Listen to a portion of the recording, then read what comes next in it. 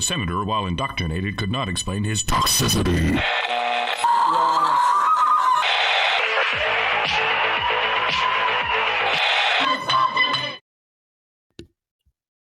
Coming to you live from deep within a windy and rainy and also sometimes sunny radioactive meme land.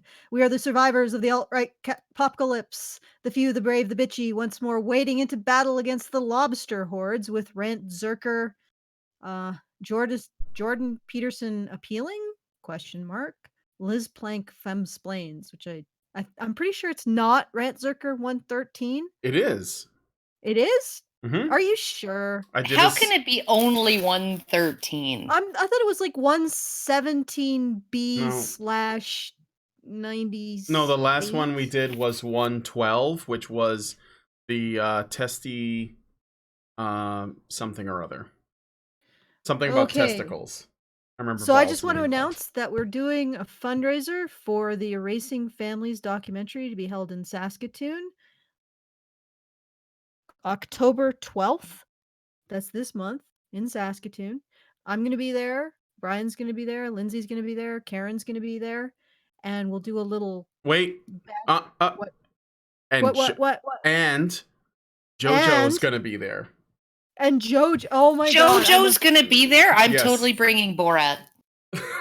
Yeah. Oh. I actually have I found a hotel in Saskatoon that takes dogs, no extra charge. I also found one in Fargo that takes dogs. JoJo's coming with us. So. You know, I will say the Sheraton in Chicago, Sheraton O'Hare, they are a pet-friendly hotel. Yes. There were many dogs there.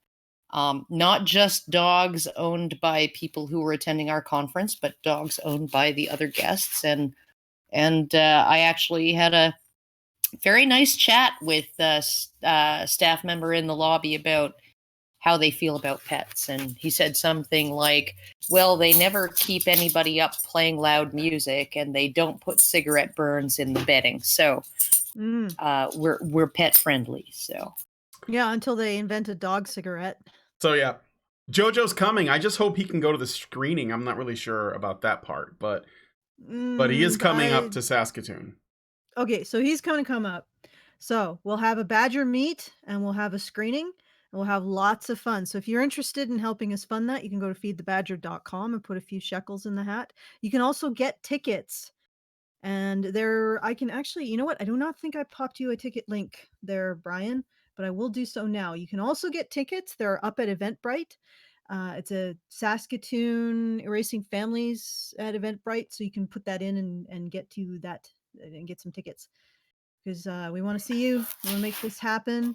And if we can actually get this funded tonight, it's about $635 away from being funded for this part of the fundraiser. And if we could get that funded tonight, maybe we could do an extra half hour. I know that Karen is in pain. So my God. So that is always that's always a delight for me to increase her agony. Oh, my scapula. Oh, my coccyx. Oh, my uvula. Oh, whatever body parts sound vaguely dirty. I think I actually may have. Suffer. I think I actually may have cracked my scapula a week ago when I took a fall. It was okay. I requested that Brian put the link to the tickets in the low bar, so please do go and purchase a ticket if you're able to come to Saskatoon and see us. And I think we should start with this. Okay. I'm sorry if the colors look weird. I'm applying filters because we're actually going to be responding to a video. It's from The Hill, and it's hosted by someone named Krystal Ball. I am not kidding. That's the actual name. And the guest is someone. I've heard of her before. Yeah. I think I've tangled with her before. Oh yeah. It sounds like yeah. Somebody that someone would It tangle sounds like with. a porn name. It does. It does. Yeah. But yeah, Krystal Ball, but she's not the important guest. Her guest is Liz Plank, another name that I swear to God I'm not making up. So we're gonna see what Plank and Krystal Ball have to say. about masculinity and in a way Jordan Peterson, but it's not really about him. So let's just get into it, I guess. 9 of the Democratic presidential candidates are planning to participate in a town hall focusing on LGBTQ issues. Gender equality, of course, is a major priority for many of the candidates and has been a somewhat controversial issue under the Trump administration.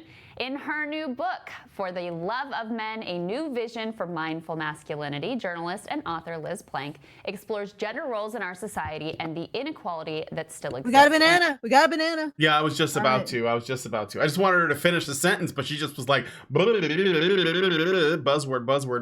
Liz Plank. Yeah. Oh, God. Ms. Liz Plank.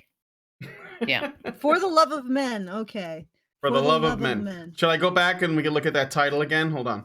A new vision for mindful masculinity. Mindful. Ooh, mindful. That means know your role, man. Yeah. Stay in your lane, masculinity. So. Yeah. All right. Shall we continue? Oh, yes. Sure. Okay. Let's keep going. Let's wait until she says something stupid, which will be pretty soon, I think. There's gender roles in our society and the inequality that still exists. And Liz joins me now to discuss the book and why she decided to write it. Great to see you, lady. Great to see you too. Thank you so much for having me. All right. So why now for this? Can I just what the fuck was that? Thank you for having me. Thank you so much for having me. I've listened to my share of feminist podcasts, and I can tell you that kind of gushing is very common.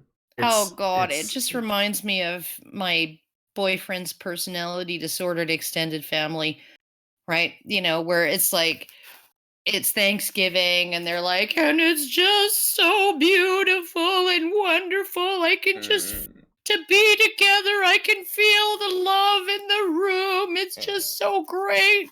And I'm thinking, yeah, no, you're not fooling anyone. We all know you hate each other. Yeah.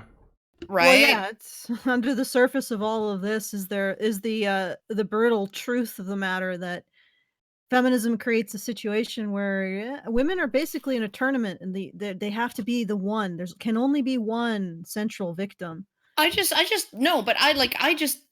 This kind of like, oh yeah, thank you for having me. You know, like it's like, it's just so fake. It's just so insincere. It's just like, I'm like, the gushing, the effusiveness, right? All of that. It's just like, it's so saccharine and fake. And they're both kind of like, because once Liz Plank said, "Oh, thank you so much for having me," right? Then the other one was like, "Oh, I'm so happy to have you here," right? Yeah. And it's just like, what? Yeah, why don't they communicate like us? Can't we just talk like normal people? Like, what? I know she acts like. It sounds phony because it sounds like she just happened to be in the neighborhood and just happened to stop by with like, you know, like some extra cookies that she baked or something, and it's a surprise visit. And we know that they've been planning this in advance for a long time to have her on the show, and so that's how you know it's phony. It's like when there's like a late night talk show, like you know, pick your, like a Seth Meyers or whatever, and then the guest comes on and they're acting like the entire conversation is so random, like none of it is scripted and none of it is like purposefully so they can plug some movie or a book or a TV show or some other product, right? So yeah, it's just really fake. All right, guys, come on, give us $5. Okay. Let's feedthebadger.com. No. I want to read her summary, but I just want to encourage people, go to feedthebadger.com because it, you know, just be the first person to give us $5 and I'll announce you on the air. But I want to read the summary for Love of Men because it is it'll give us a sense of where she's coming from. All right. For Love of Men, a new vision for mindful masculinity, Liz Plank. A nonfiction If it involves feminism, it's definitely fiction, my friend. A non-fiction investigation into masculinity, For the Love of Men, provides actionable steps for how to be a man in the modern world, while also exploring how being a man in the world has evolved. Actionable steps for how to be a man. So essentially, she's saying that men is performative, and she wants to be the one uh, writing the performance. Yeah, to And dictate the actionable steps. She yeah, wants to script it for these yeah, guys. Yeah. she wants to script it. So Liz Plank is putting in her bid to be men's overseer, or director, perhaps. Okay, Choreographer. choreographer. There we go. So she's Well, just so let's- doing what women usually do. She just made a book about it. Well, yes, of course she's doing what women usually do, except her twist is that she denies that women do it or that men actually respond to it. Even as she what's this hilarious thing is that there is sort of a there, there there is a marketplace for women to tell men how to men, Mm-hmm. because obviously she's exploiting it. But the women who do that insist that men don't listen to women and in fact hate them and want to oppress them, which is really remarkable because she's essentially appealing to something that she says does not exist. But let's continue. In Yeah. 2019, traditional masculinity is both rewarded and sanctioned. Men grow up to be told that boys don't cry and dolls are for girls. A newer phenomenon that you might realize, gendered toys come back in vogue as recently as the 1980s. Okay, well, this is far more important than the idea of presenting men as sexual predators and pedophiles, and that being the teacher is not for men because of that. But let's get the boys dolls, and then we'll just take the real thing away from them and call them pedophiles. They learn that they must hide their feelings and anxieties. Their masculinity must constantly be proven. For Love of Men provides actionable steps for how to be a man in the modern world. They learned they must hide their feelings and anxieties, that their masculinity must constantly be proven. Is there some sort of difference between presenting masculinity as something that has to be proven and presenting a list of actions men have to take? Yeah, I Like, know.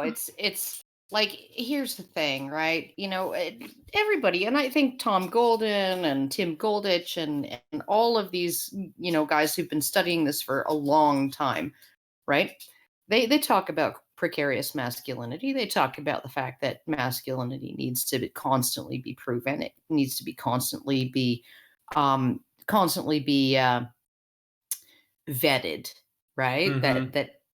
That you essentially you have certain things that you are required to do, you have certain things that you're allowed to do, and you have certain things that you're forbidden from doing. And of course, right, that this I don't think any of us are going to argue that that doesn't exist as a way of policing men's roles. And I don't think any of us would argue that it's only women who impose this on men. I think that all of us would agree that both men and women, and both boys and girls, impose these things on men and boys, Mm-hmm. right? So, I mean, but I think there's a difference between someone like Sean T. Smith, right, who was at the conference in Chicago, right? And what was his message? It wasn't how to man right. It was how to pick women who woman right. How to pick women who are sincere, honest, loyal, not fickle, right? Who are not high maintenance, right? How Mm-hmm. to vet the women in your life, right? So that when you invite a woman into your life, she will actually be a good woman for you, right? And she won't fuck you over, right? That was his suggestion. His suggestion wasn't necessarily, you know, go hit the gym and get a six pack and then learn a bunch of pickup artist techniques and and walk the straight and narrow line of masculinity. It was just be just actually be choosy about the women you involve yourself with, right? So I think that this sort of she's going to give a list of things that men should be doing, right? Mm-hmm. You know, like if it's like I'm guessing that, okay, the edict from on high or from society or from everybody is that boys don't cry, right? So now boys must cry, right? I don't think that she wants them to cry either. Like, to be quite honest, I don't think a woman like her, like, just I think judging she from- does want them to cry because then she can use her Male Tears coffee mug. Yeah, she can gather them up in her Male Tears coffee mug and have a Have a salted nice sip, yeah. salted soy caramel latte or some shit. No, Yeah. I think so. Yeah, you're probably right about that. But I think that she herself is a woman too weak to handle a man who cries, who is sad, genuinely. She's too weak to actually handle male vulnerability. It would crush her psychologically. And that's why she's presenting a list of how men should be strong for her. All right. Well, let's get to the list then. All right. Well, we won't get to the list because that means I have to buy her book, which, I might. Well, we can Well, move. maybe she'll give us some of the items. Yeah, okay, let's get to the rest of the summary. How's that? And then I will do the shout out to everybody who actually listened to me and go put some money in the hat. They must be the breadwinners. She's talking about men now. They must be the breadwinners. They must be romantic pursuers. This hasn't been good for culture at large. 99% of school shooters are male. Men in fraternities are 300% more likely to commit rape. I need a citation for that one. A woman serving in uniform has a higher likelihood of being assaulted by a fellow soldier than killed by enemy fire. That one I can actually speak to. So does a man in uniform. He has a greater likelihood of being assaulted by an enemy soldier, by a fellow soldier, a fellow female soldier, or actually a female civilian, as he does being killed by enemy fire. And the reason why is because it's actually it's not that common for soldiers to die in enemy fire anymore.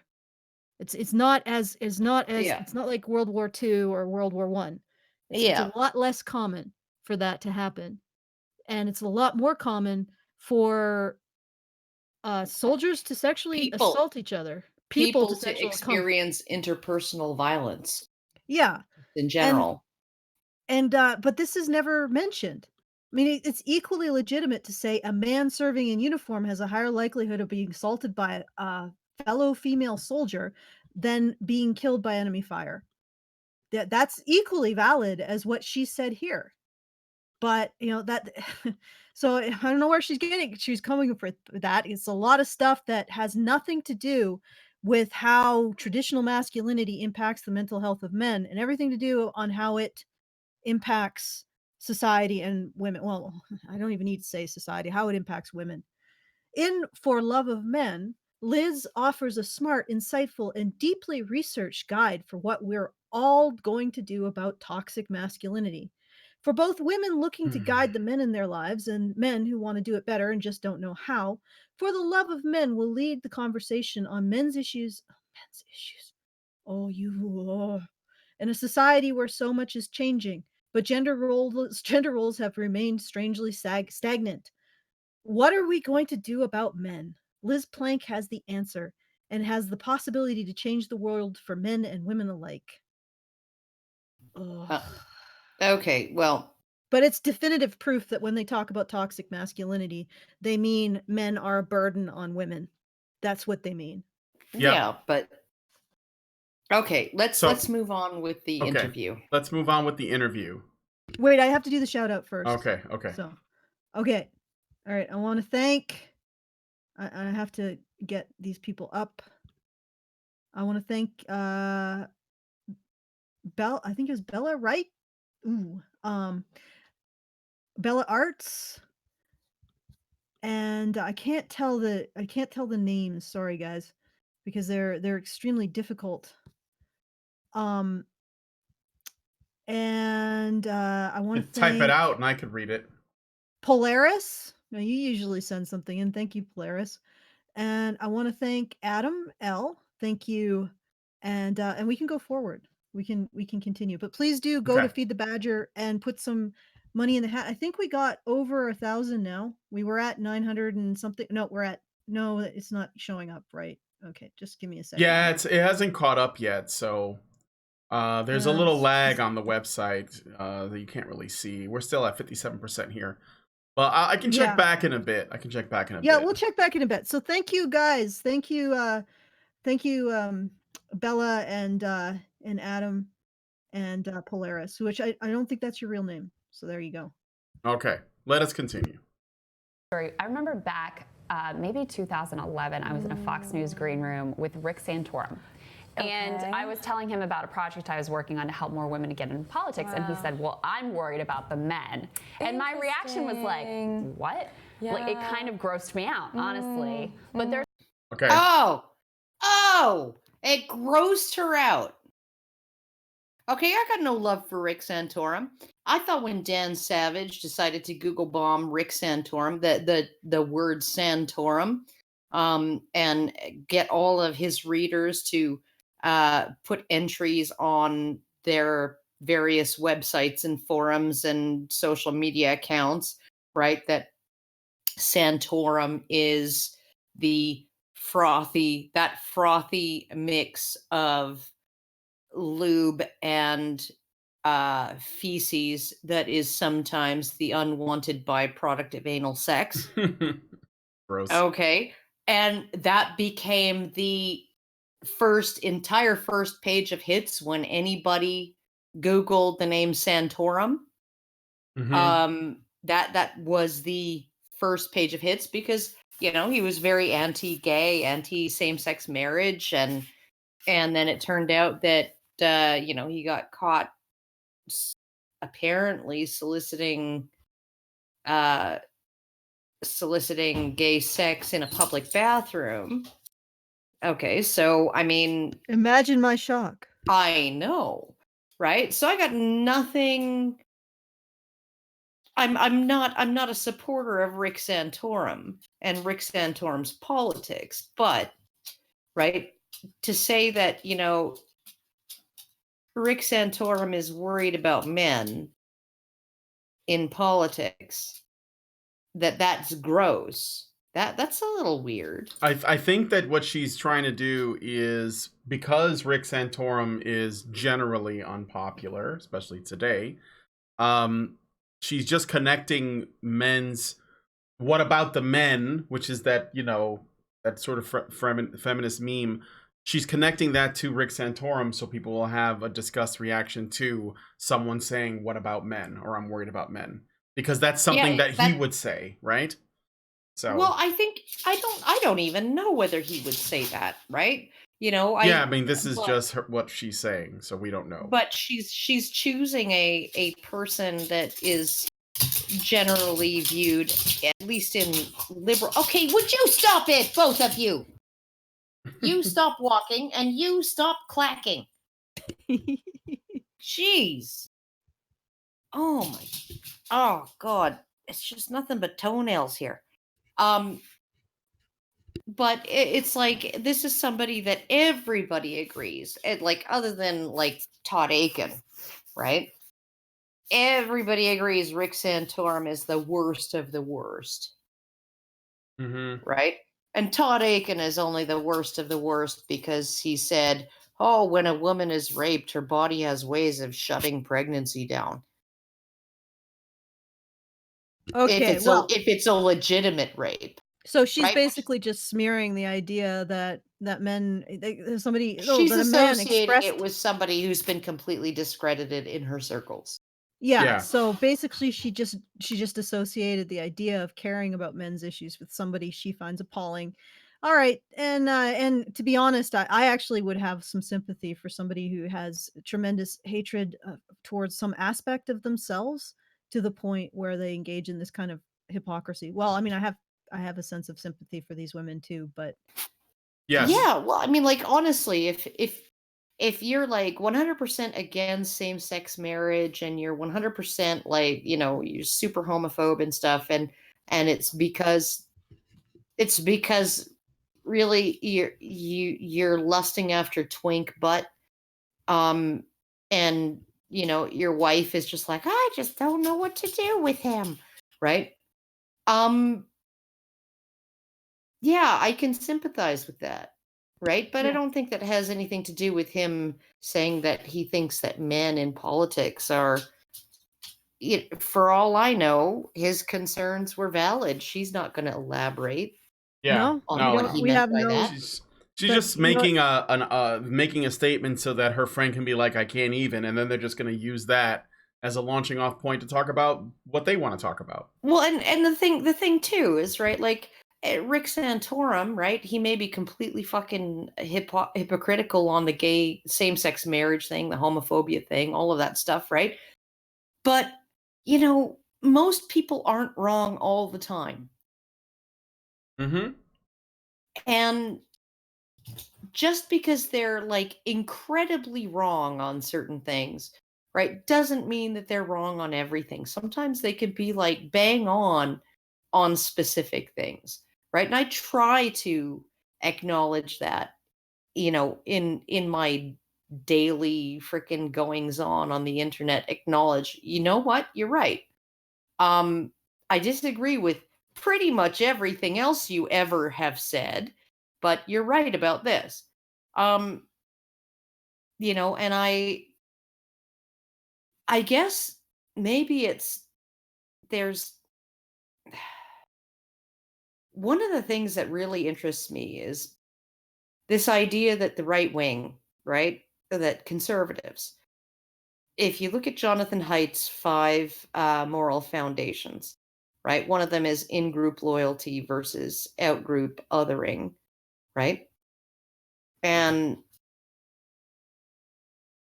when you ask conservatives and liberals, how much do you prioritize in-group loyalty versus out-group othering in your moral decision making?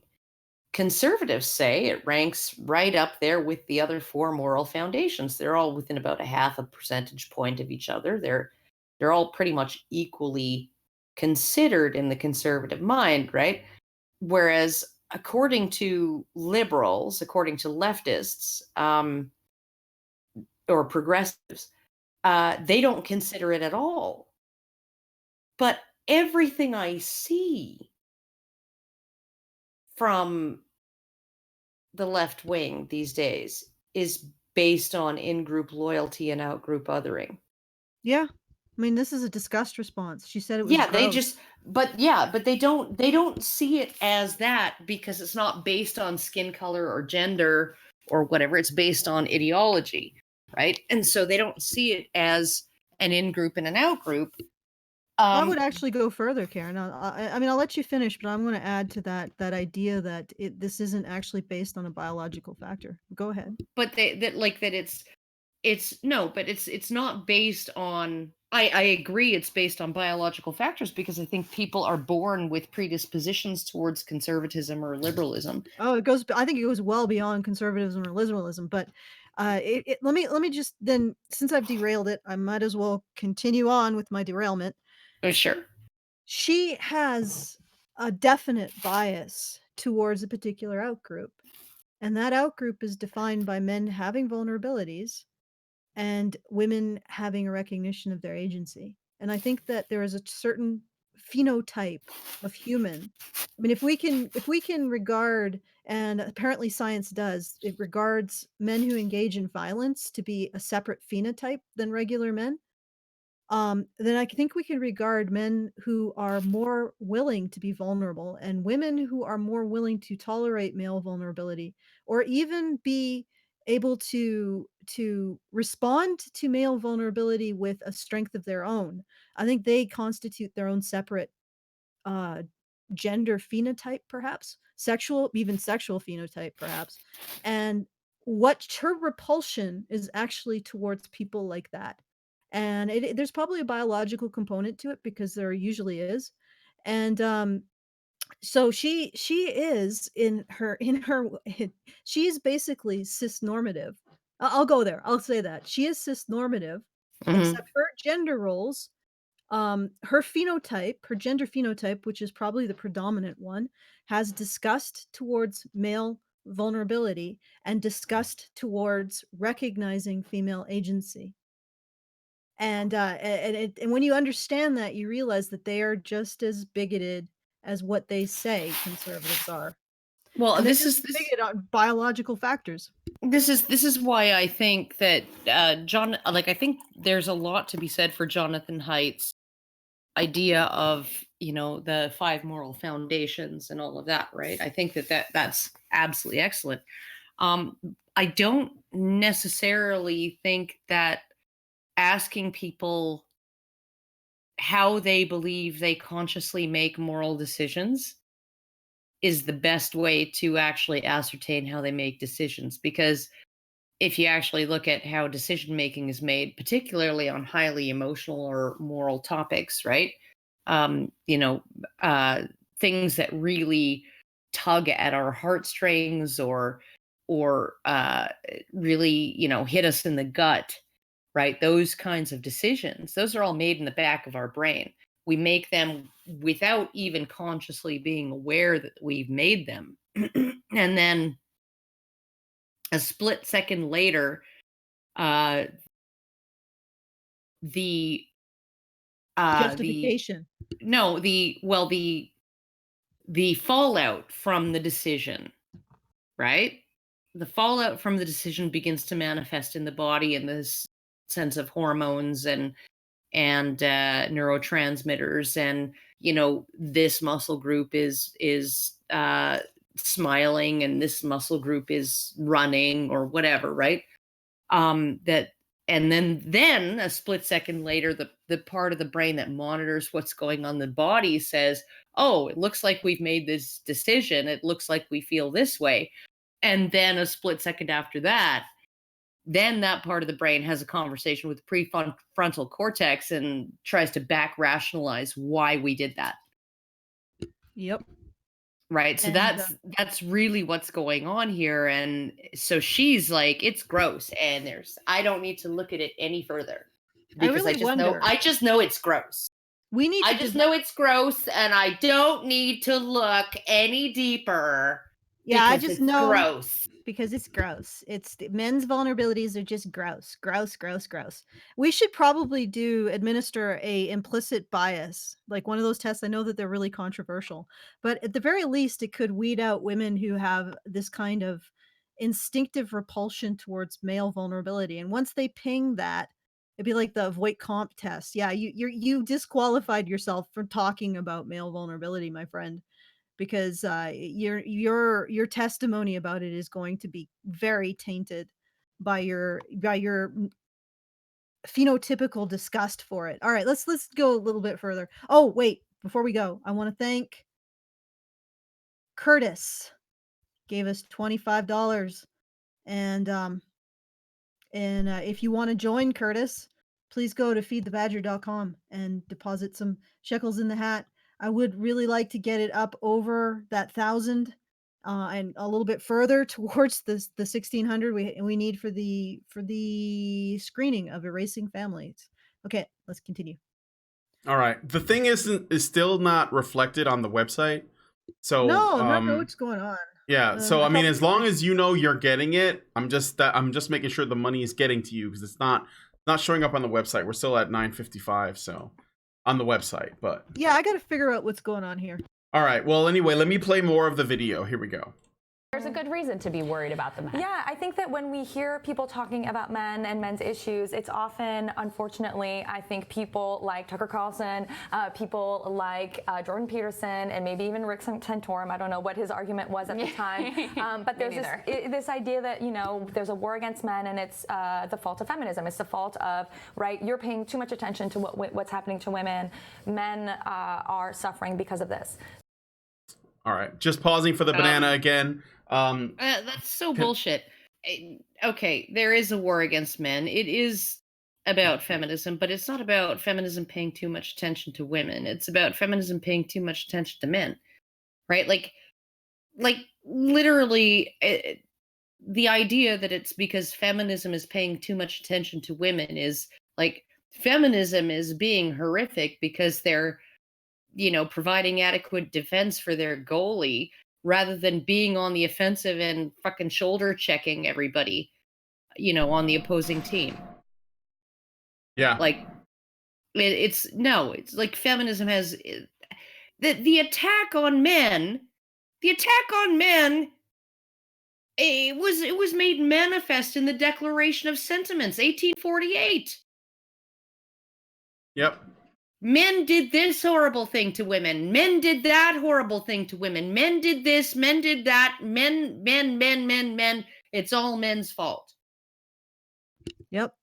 And if they wanted to talk about men's issues, if they're angry that people like Tucker Carlson and Jordan Peterson are talking about men, then maybe they should have been talking about men before those guys started talking about men, because Tucker Carlson didn't start doing it until pretty recently, like last year. So if you're mad that Tucker Carlson started talking about men's issues, and the reason why they're mad is because it's a person that's not in their camp, number one, and number two, they don't like the way that they're talking about men's issues, because they're talking about it from a perspective that at least is somewhat sympathetic to men's actual problems and their actual needs. And because they did it first, they're abandoning the feminist framework, which is how these people want to talk about men. And so if you're mad, you probably should have been doing this a long time ago. But it seems like your equality cult didn't consider that men have issues. And then when other men start talking about those issues, you're mad because you didn't do it first. If you're going to put blaming men for things that you refuse, like you point blank refuse to investigate or back up your claims. So you make all of these allegations against men. And if that is more important to you than helping men, then please show yourself to the exit, because we don't want you to talk about these issues. If it's more important to you to blame men than to help them, you have immediately right there discounted your voice in men's issues. And it sounds like these individuals it's more important to blame men than to help them. Yeah, no, and like the whole thing. Oh, they're okay. So Tucker Carlson and Rick Santorum are talking about men's issues, and Trump said it was a scary time for boys, right, and young men, and they're these people that we don't like are talking about, like, you literally handed the issues to them. Mm-hmm. Because you refuse to actually fucking address them, right? And so you allowed the people that you hate to own the issues. And I'm sorry, they own them now, right? And I'm sorry too, because like every time I get on conservative talk radio, and you might be surprised, because a lot of times I'm asked to chime in on trans issues and stuff like that, and I am not transphobic in those interviews. I am like, yes, there is a small population of people who are genuinely trans gendered, and when my kid comes home from school and says on the second day of the year and says, okay, so this kid in my class, he was dressed as a girl yesterday and I thought it was just a gag for the first day of school, but then he came dressed as a girl again today, and I'm just like, okay, just don't be mean to him. Be nice, right? Just be kind, because that kid's probably got a lot of problems, right? And that kid doesn't need you adding to their problems, right? So just be kind. That like I am very, very willing to accept this idea of, live and let live, and people can identify as whatever the hell they want and all of that stuff, right? Somehow I talk about trans issues in a way that conservative radio hosts invite me back. They invite me back to talk about them again. Well, what a strange thing that the conservatives are turning to us to explain gender to them, and gender issues to them, and not to leftists and liberals. Well, not sorry, progressives because that's really what's happening, guys. Yep. I don't know if you've noticed that, but maybe the conservatives will realize that they don't need the current crop of progressives to be their progressive counterpart, that they can say, you know what, I don't necessarily agree with you, but I think that you have something that I should think about and consider and integrate into my experience and my understanding of the world.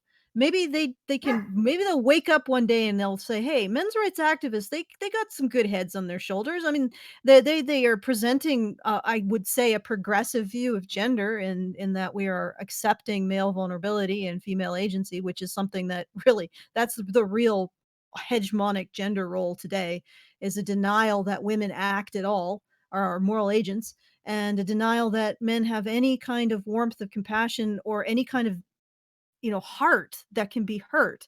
That's the real gender role. And men's rights activists are challenging that. And they're saying, well, yeah, no, actually men can be hurt and women can hurt.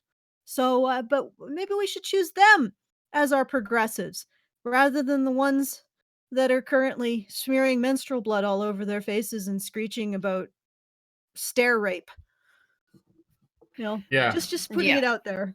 Just putting it out there. Yeah. Yeah. Okay. All right. Shall we continue? Yes. Okay. Yes. We're doing it. Men aren't suffering because of feminism. Men actually thrive under feminism, right? So I actually went to Iceland, the most feminist country in the world. Horrible. My God, Jesus. I'm like, is she worship my label? Worship my label. We care about you, but you have to submit first. Oh God, like men aren't suffering under feminism. Men are thriving under feminism, right? Yeah. You know, like what happened to all of these articles that came out recently about how women are hard done by because they can't find men who make more money than them? What happened? What happened to that? Right? Like that was not something that was happening in the 1950s or the 1970s, right? That was something that's been something that's only been a thing for the last 10, 15 years, maybe 20 years, that women have been more likely to be educated than men, and women in their 20s earn more than men. That's only been that's a byproduct of feminism, right? And now we have literally, I'm watching a video. I was watching a video. It was on BitChute. It was linked to me on either Reddit or Twitter or something like that. But it was a Tim Pool video on BitChute. I don't know if he put it out on YouTube. He might not have. He did take a lot of Tim Pool is pretty for it. He's pretty alt-right adjacent, Karen, and on BitChute no less. Be careful. Yeah. Okay. But okay. So he's saying, okay, so this article profiles this woman. She's a nurse practitioner in New York City. Okay. A nurse practitioner in New York City. She's got like sort of she's got a well-established career. She earns good money. She's in a good position. She's living in an exciting city that is an elephant's graveyard for women's ovaries, apparently, according to Gavin McGinnis. But she's 38 years old and she's complaining that she can't find any men who earn as much or more than her, or who are as educated or more than her to date in New York City. And I'm like, oh, honey. oh, honey, you're 38. 38's old, right? 38 is harvesting eggs and $10,000 per try for IVF old. Right? Mm-hmm. That's how old you're just thinking of settling down now, and starting a family at age 30 fucking 8. Well, I think the real takeaway, you have a 25% chance of having a Down syndrome kid if you can get pregnant, which you probably can't. I think that's a bit high, but I did want to point out, I think the real takeaway here is I want a man who makes as much or more than me. And that's pretty consistent among all women. All if women. if you want to question or change that, what was that statement in the summary? That men are expected to be providers. You're going to have to recognize that That's men are women's not, expectation. that's women's expectation. That is almost uniquely, I would say that is uniquely women's expectation, because I do not think that men would not be a friend with another man if he didn't make enough money. Yep. So No, and the social pressure is no exclusively female. no man would refuse to marry a woman that he was genuinely enamored with, right? Genuinely like attracted to. You know, she's got a great personality. She's like super nice.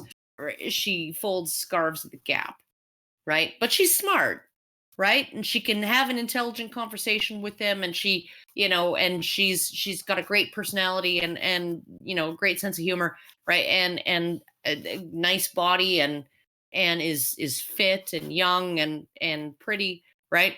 He would never be like, okay, you're not in my earnings bracket. So yeah, no, this is just like not gonna happen. Like no man would do that, right? And that's not saying that men are more noble than women, right? Because they value different things in women than women do in men, right? There's a reason why George Clooney doesn't have to dye the gray in his hair and his beard. And he's still considered fucking hot. Mm-hmm. Right? And there's a reason why Nancy Pelosi at age 79 doesn't have a single noticeable gray in her hair. Yeah. And it's because men don't have to look young in order to be sexually attractive. Women do. That's just a function of biology, right? Because once you hit 38, if you produce one child, you're lucky. Okay, let's move on from this. God, though. I think and we've Tim beaten this Pool to the dust. Tim Pool is like, he's like, okay, I took a lot of freaking heat from feminists for saying, you know, I own a company. I'm running a company. I am a busy man. I am an entrepreneur, right? And I am throwing myself into my work and I'm earning good money.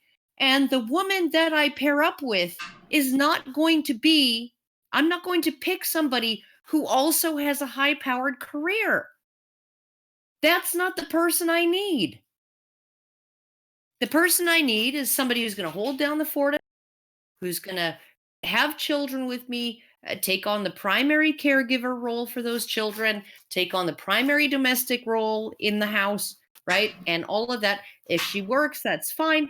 But her work can't be at the level that my work, you know, it can't be as consuming in her life as my work is consuming in mine if I'm going to be able to keep up my career. That's just how it works. Yeah. And he got just trampled.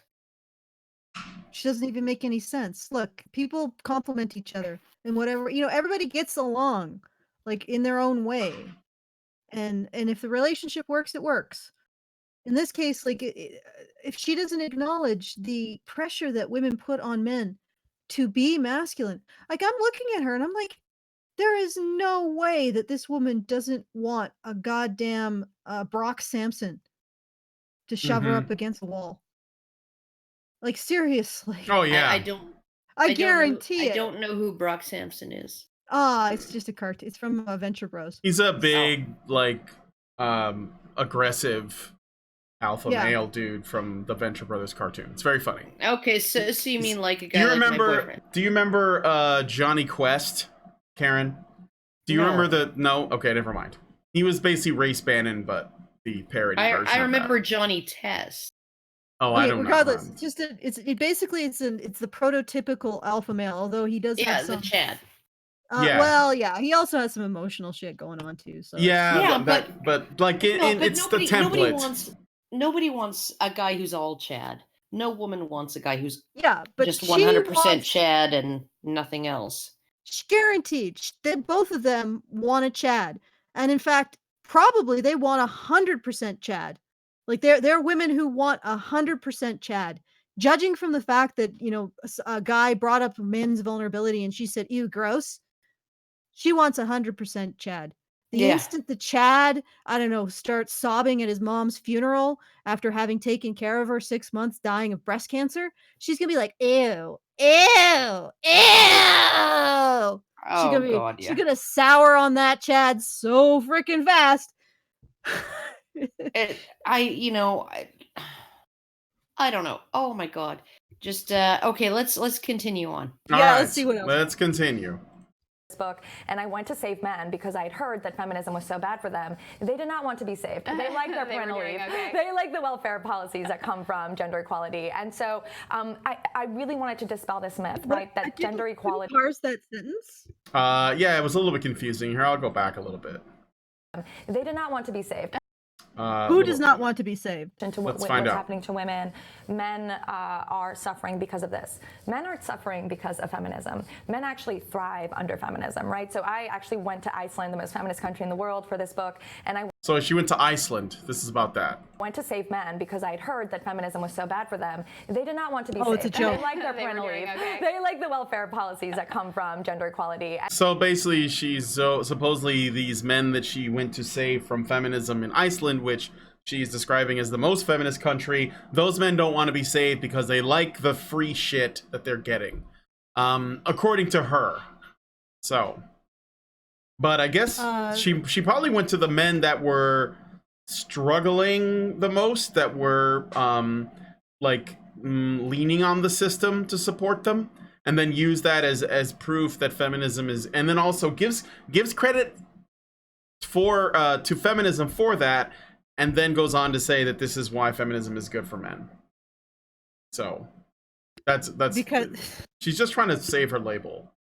That's all it is. Yeah, it's more important to save feminism than to actually genuinely look at the concerns that people have about feminism, starting with its completely unsubstantiated, unscientifically tested, false allegation against men, all men, that they do not love women. They do not want to protect and provide for women. They actually want to oppress women, and they hate women. Okay, that is the crux of the issue. There are a lot of people who think that men under being told that is abusive. Yeah, there are people who love their pickup trucks too, because of how useful they are. So I love my Honda Civic, but not so much today.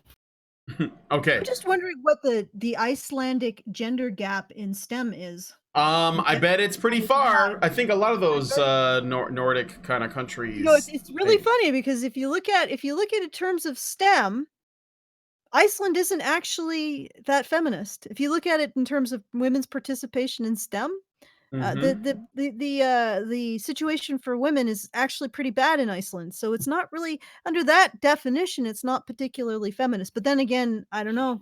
Maybe that's but you know who is really feminist? Iran. Yeah. Iran. Iran's very feminist. Actually, they are. And India. Yeah, India is also Bangladesh. Bangladesh.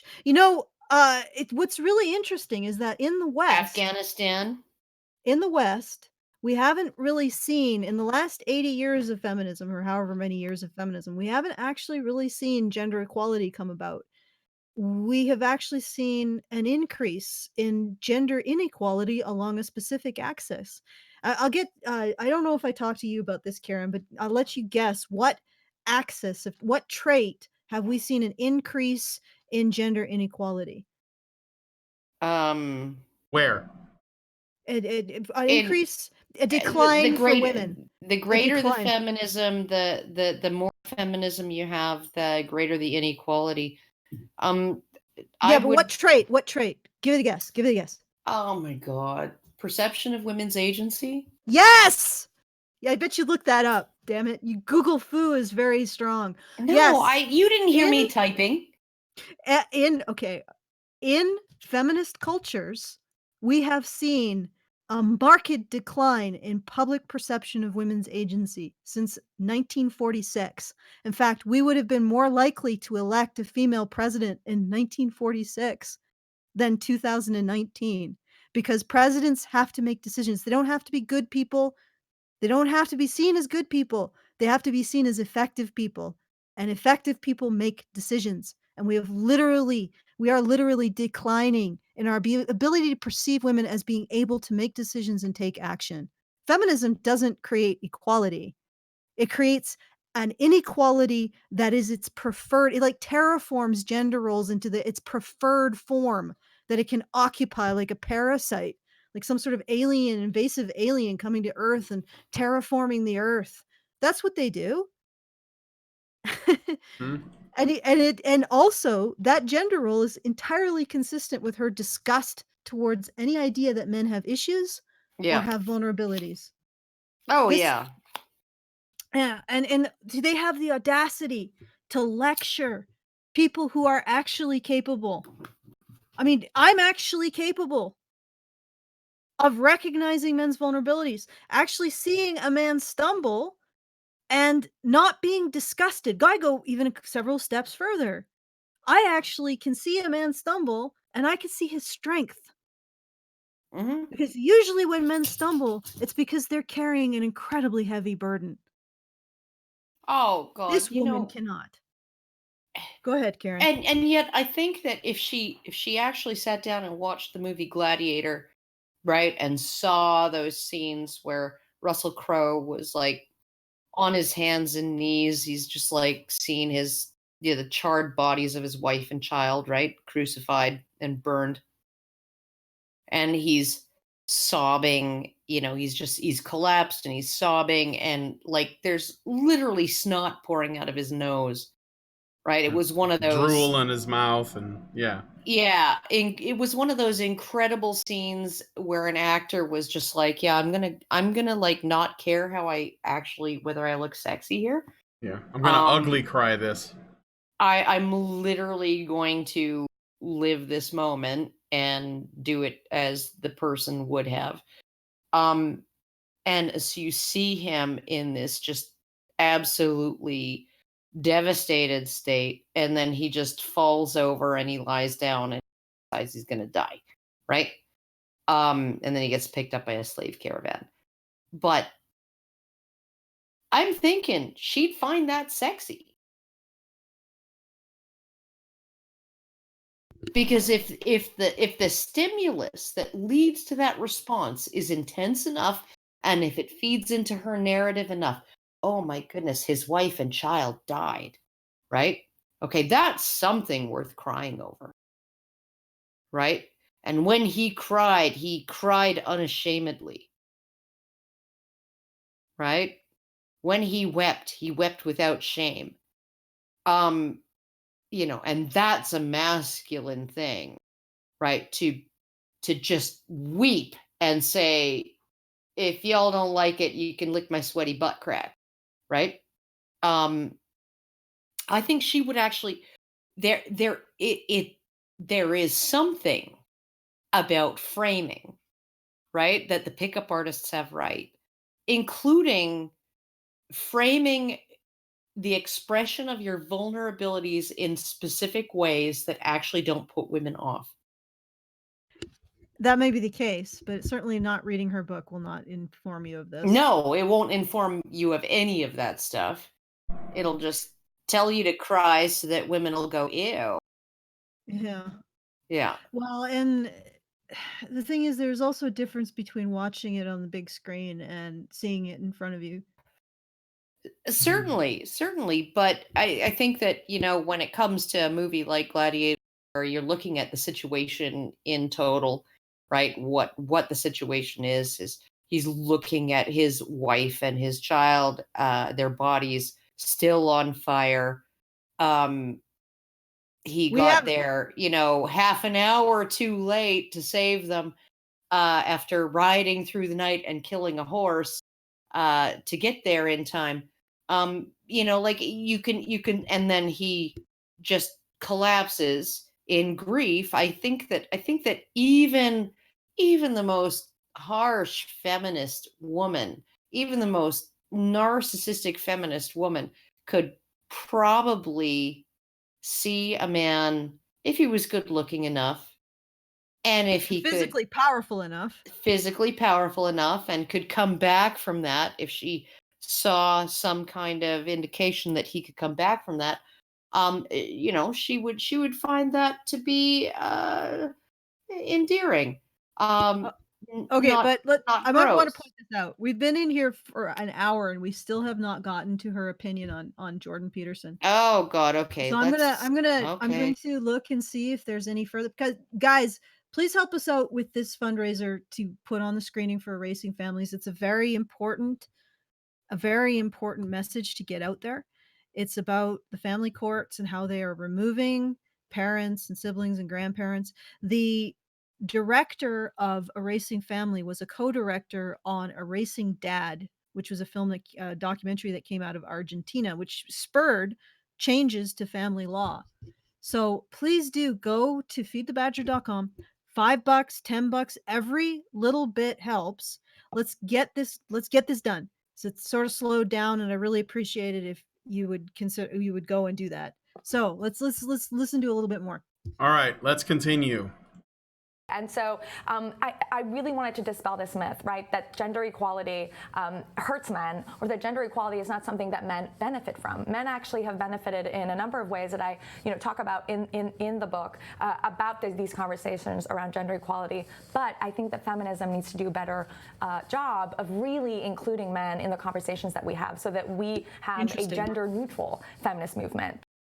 All right, I'm pausing for the banana, but I think that she's going to expand on this a little bit more. Go on. Okay, if she means it, I'm going to give her some credit. Yep, give her a bit of credit. Let's not condemn her until we find out what she means by this. A gender-neutral feminist movement. Okay, continue. Yeah. We're listening. Pitch it. Look, we're listening. Pitch it, my dear. Pitch it. All right. I'm pressing X though, but let's see. That is unabashedly interested in everyone's well-being. Yeah. So what do you make of the rise at this moment of like a Jordan Peterson and the Okay, version wait. of masculinity? Wait. Where's your freaking pitch? Like, where's the pitch? Where's the meat? Where's the beef? I think the reason why Krystal Ball here, yes, if you're just now joining this, that's Krystal Ball, that's her name, is Krystal Ball.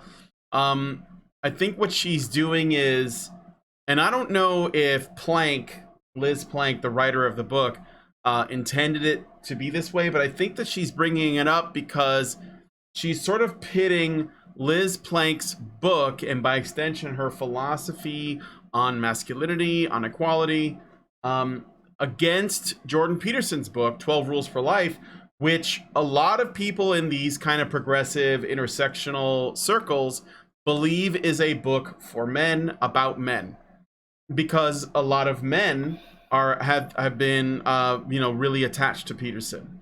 And I think that she's sort of pitting these two like they're opposed philosophical forces, and we have to see how her book measures up against Peterson's book, right? This is so stupid too, right? I literally, when I did my response to the Kathy Newman Jordan Peterson interview, right, I did my little breakdown of the things that I thought that other people didn't catch. The thing that struck me the most was she's like, oh, and young men seem to be, you seem to be appealing to young men, and don't you?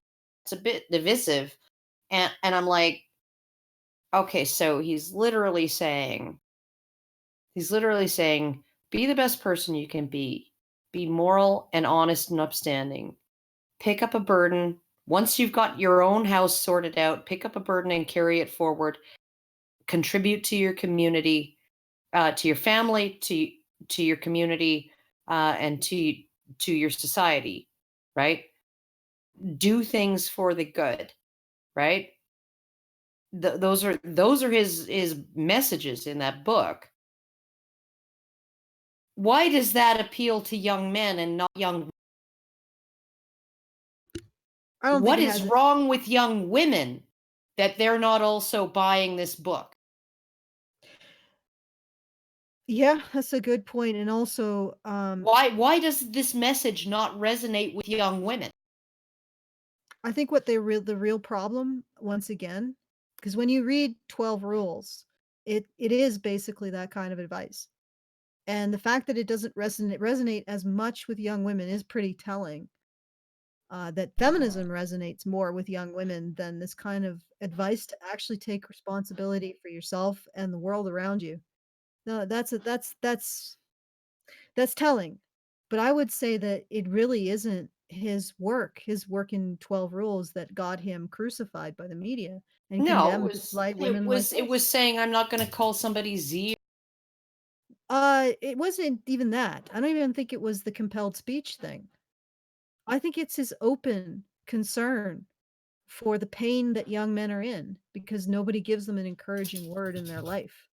Yeah. Yeah. I think that's the real And- point of contention. I have to like also add that women are buying the book, and there is a good number of them. It's just that from Kathy Newman's perspective, most of Jordan Peterson's audience seemed to be men at the time. But he said that once he started touring and selling his book, he found that there were a lot of women. I mean, it's still more men, but there are a good number of women that were also interested. So, of course. Yeah, because I was following his work like for freaking 5 years before he shot to international fame. Like there are women who have been interested in his work for a long time, right? So it's like it's not as if there are no women who are interested in what he has to say. I just think that the feminist establishment and the progressive establishment is essentially telling young women his message is not for you because it's bigoted and misogynistic. Mm-hmm. That's true too. It could be true too. Let's hear a little bit more. I am actually really upset that there was absolutely no pitch for this gender equal feminism that cares deeply about the issues of men. Well, I think why couldn't she have gone into that? No, she is going to go into that because I've watched this video in advance. She does go into it. Although it's not surprising the angle that she takes. Okay, all right. Let's no spoilers, Brian. I'm not spoiling anything. It's not spoiling. Espouses and subscribes to.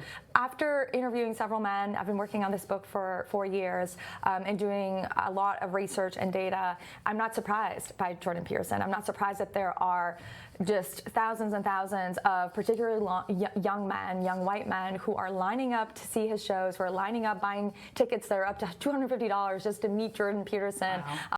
All right, we're gonna again, have banana. Pausing for the banana again. Notice she says young white men. That's important.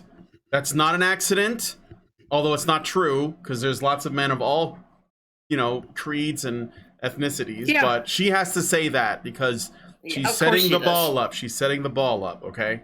So. Okay, I want to add something else. I've noticed this. White is becoming synonymous with male. Yep. With man. So essentially what she just said was man. So, you black guys, black men, you're not really men in this cosmology. Okay. Until you are. I mean, because there's because you're a men eventually. You're all just men eventually. All right. Jordan Peterson is the biggest best-selling Canadian author, more than Malcolm Gladwell, more than Margaret Atwood. These are significant numbers, and they're. By the way, I just want to say I'm so glad it's more than Margaret Atwood. Oh God! I'm so glad. I love the idea of the tale, right? Because it's life as a man. Right. Oh, yeah. So your government could actually hijack your life and force you to take your body and it could like hijack your body and force your body to perform its will at any time. And that would be a post-apocalyptic nightmare for women. Yeah. And it's conscription. It's business as usual for men. It's conscription for men. Yeah. And also, what a man has to do if he's raped by a woman and she gets pregnant. Yeah. Oh yeah. Okay, yeah. Or a boy Yes, has to do if he gets raped by a woman and she gets pregnant. Yeah. Okay, I just had to say that. I'm so glad that Peterson is outselling Margaret Atwood, despite the fact that I Yeah. think Margaret Atwood actually wrote a sequel to her book that was released recently or is being released pretty soon. But yeah. All right, let's continue. There's a vacuum. There's really a lack of conversation around masculinity. To our original point that we were talking about, when it is talked about, it is owned in this, I think, negative way, in these unhealthy ideals of masculinity. Jordan Peterson tells men that they have to toughen up. He tells them he doesn't believe that trans people exist. He doesn't believe that trans people have a right to What? Yeah. Yeah, she said that. It's also the thing about men toughening up is bullshit because he shed tears for young men live in front of an audience multiple times. He did not. Yep. She's making him sound like a drill sergeant, and that's bullshit. So No. Well, he No. does tell young men and young women to toughen up. well, yeah, He but does- that's true. But I mean, like, it's not from this But he- unsympathetic way. And It's also, not- by the it's way, not- men want not- that. They want to be it's encouraged to toughen up. They do, and it's not a finger wagging sort of way, just like, just conform, just comply, right? No, it's like, here's what I think would be best for you. And if you think that this would be best for you, then you should go and follow these steps and toughen yourself up and do it, right? And like, my parents toughened me up. Right? Like, they spent my whole childhood toughening me up. Yeah. Because, you know, when you have to go out as an adult in the world, you have to be able to actually freaking handle situations. That Right? suck. Yeah, a lot of situations that suck. Like, I don't know, you wake up on a Sunday morning and, you know, your husband has got the kids together and, you know, and let you sleep in, and he's washed the dishes and he's tidied up the living room and all of that, and then he took them out and he got groceries and your daughter talked him into buying you flowers, and he greets you in the bedroom with flowers, right? And you get up and go to make coffee and there's no water and you have no idea because it's a Sunday, right? And like, how do you deal with that? How do you deal with that? Well, if you haven't been toughened up, you just panic and you cry. Yeah. At some point, adults have to actually take the reins of their own lives. They have to actually take some responsibility and for I their also own want- well-being. I also want to point this out again. A nonfiction investigation into masculinity, For the Love of Men, provides actionable steps for how to be a man in the modern world. I just want to I also want to But I just want to point out that unless those Yeah. actionable steps are don't change anything at all, they're going to involve some hardship. And if Yeah. any of them are call out toxic masculinity in other men, they're going to potentially involve a man swallowing his own teeth. So I'm sorry, Liz Plank, you are also telling men to toughen up. Okay, I also want to address the trans issue. Yeah, do it. Yeah. She geez. literally said he denies trans people exist, Nonsense. and he has never done that. He has never done that.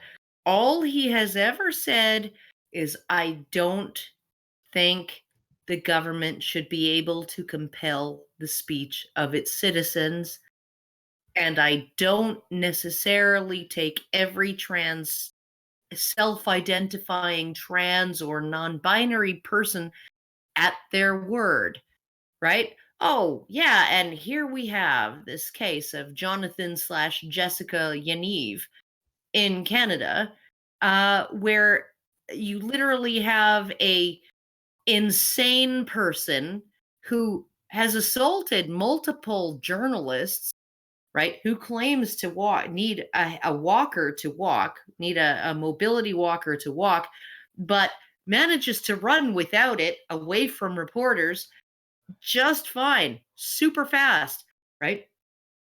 Claims to be a female, claims to be a woman, asks people online about, you know, in locker rooms and changing rooms, do you ever see girls walking around, girls, 12, 13-year-old girls walking around naked?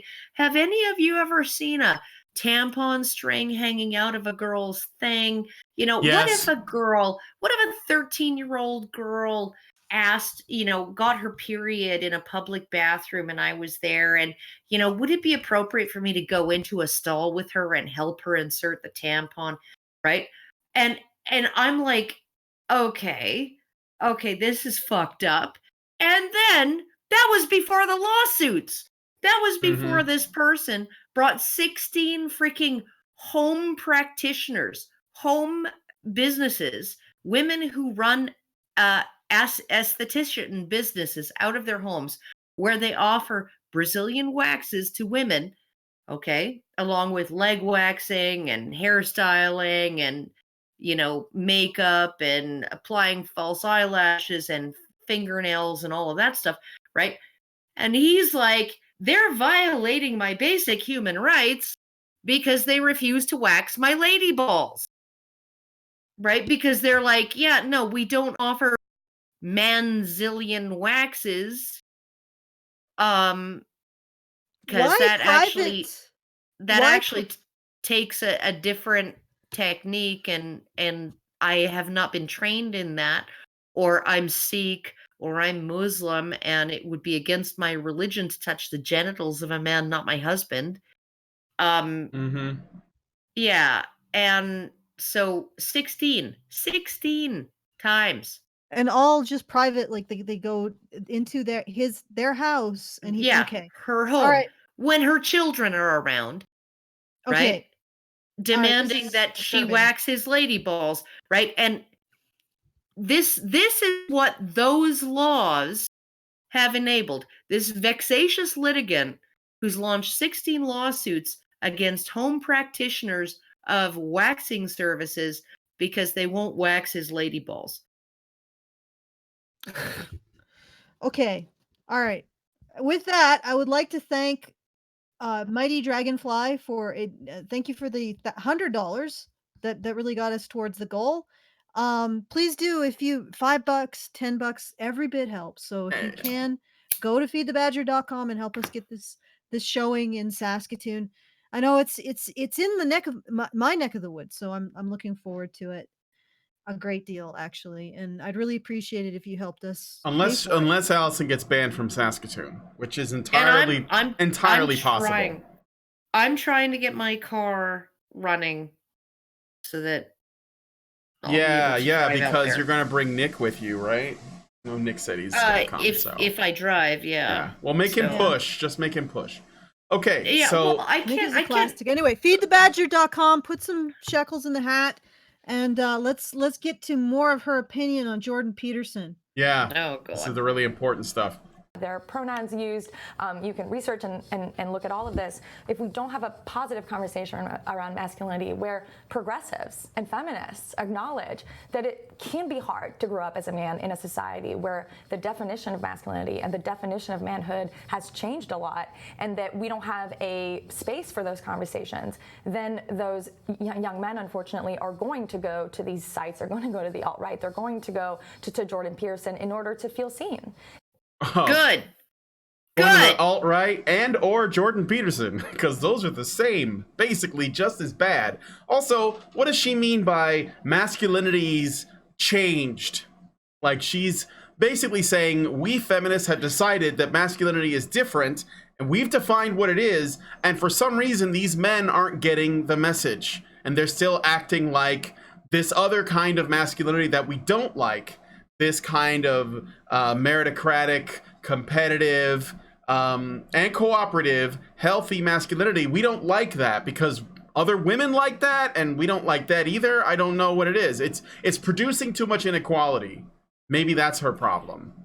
Oh God, how there was an idiot. Okay, there's an idiot on Twitter that I think Alison and I have been arguing with for like weeks.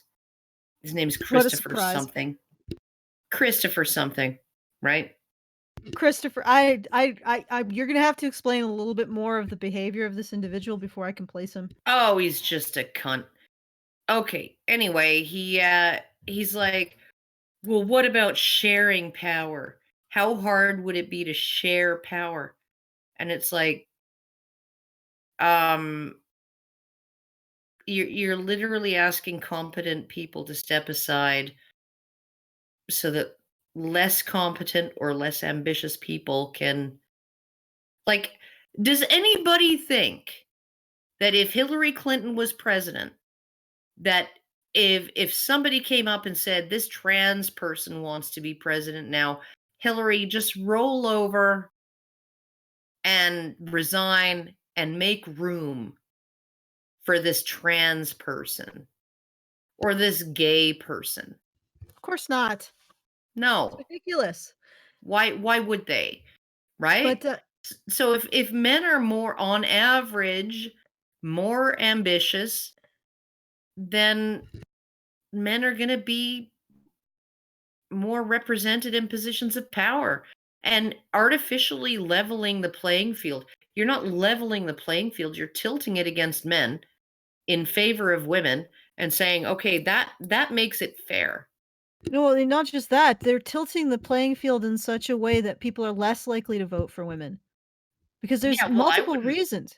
There's I multiple wouldn't. reasons. And first of all, now we perceive women's ability to take, we perceive that women have less ability to make decisions, less ability to take action, but we also subconsciously must perceive that we have less ability to hold them to account. Yeah, So feminists are so-called tilting the playing field.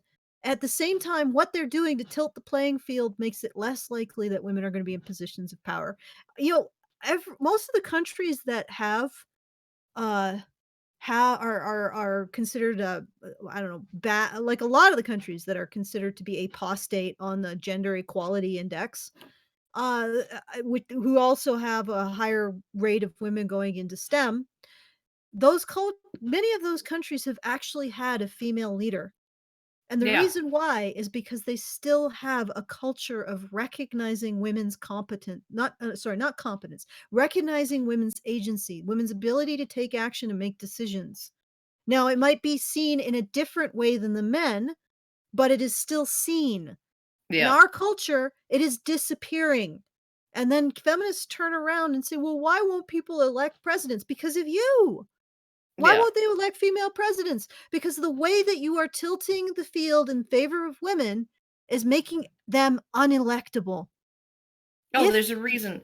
There's a reason why Margaret Thatcher was so popular and reelected over and over and over again, right? Was because she essentially said, I owe nothing to the women's movement. I owe nothing to them. I got here on my own merits. I was the daughter of a grocer, Mhm. and I climbed the greasy pole all by myself, and that's how I did it. That sounds And hot. the greasy Okay. pole, yeah, yeah. Of course, that sounds hot to you, Brian. But um, but you sort of look at that and you think, well, okay, so she slogged through, right, all of the slings and arrows and all. She didn't rely on. She didn't call. I mean, she did play the sex card a few times, right? In terms of saying, well, if you want something talked about, ask a man, but if you want something done, ask a woman, blah, blah, blah, which just makes me think that she thinks that women are good secretaries and men are good CEOs. But, like essentially what she did despite the fact that the women's liberation movement of her era hated her. They hated her. You know what? I just occurred to me. You know what? Liz Plank, if somebody should sue her for false advertising, because what her book should actually say. And Jesus, what a lazy cover! This is just teal with yellow. Yuck. Your cover design is lazy, Liz Plank. It's lazy. But what it should actually say is how not how not to date me. A guide. How to be unattractive to me, a guide. because this is really what the contents of the books is. It's how to not be attractive to Liz. I guarantee you do everything opposite of what's in that book and she'll find you attractive. Oh, almost certainly. Almost certainly. This is one of those things that that I find the most hilarious about feminists is that they want, they say that because their feminist ideology that they want, the sort of the Alan Alda but without the star power, right? And the big paycheck, right? They just want the sensitive man. They want the the egalitarian man, the man who washes the dishes, and the man who does who talks about his feelings and shares his hopes and dreams and fears and vulnerabilities and all of those things, right? But when they're actually confronted with it, what do they label those guys? Nice guy, TM. Indeed. Right. And then they say, guys, they're not just guys who are fucking up, right? They're not just guys who are unattractive to us and fucking up in being attractive to us. They're not just screwballs who can't get it right. No, they have entitlement to women's bodies. They are rapey, right? They're rapey, horrible, even just looking at the incel thing, right? Okay, so you have this, even looking at Joker, the movie, right? So you have this movie that actually presents the Joker as an incel, and his inceldom it informs his psychosis, right? And it helps create the villain that he becomes, right? And it does so apparently, right? Because I haven't seen this movie, but I've read read a bunch of feminist reviews of it. Does so in a way that makes him seem sympathetic. It makes him seem like he was horribly shit on, and he had a horrible time of it, and he was the product of his past. He became the product of his past, the inevitable product of his past, and it was very sympathetic. And feminists are like, you're glorifying incels, you're glorifying incel violence, and incels should be, these people who freak out, right, on occasion and take out a whole bunch of people, right, because they have been isolated and marginalized and disenfranchised and completely expelled from the broader human community, and they maybe haven't been physically touched in years. Okay, not even a handshake, let alone a hug, let alone sex. Okay, these guys, right, what they need to really show them how to behave is to be more marginalized, more isolated, push them further out, right? Give them nothing to lose.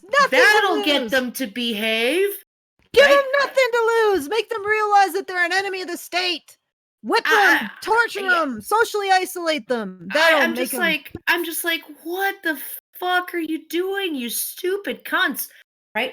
Like, how could you even think that? Like, how could you look at somebody who's like, okay, let's just picture somebody like, I don't know, like the short fat dude in the Human Centipede 2 movie. Oh, I thought you were talking about the Bagel Boss.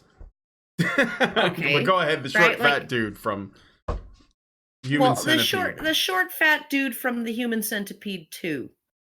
Okay. Let's look at him. Okay, and or that short, the Bagel Boss guy. Yeah, let's look at him. Okay, look at his life. Right? The Bagel Boss guy, he's what, like 4'8"?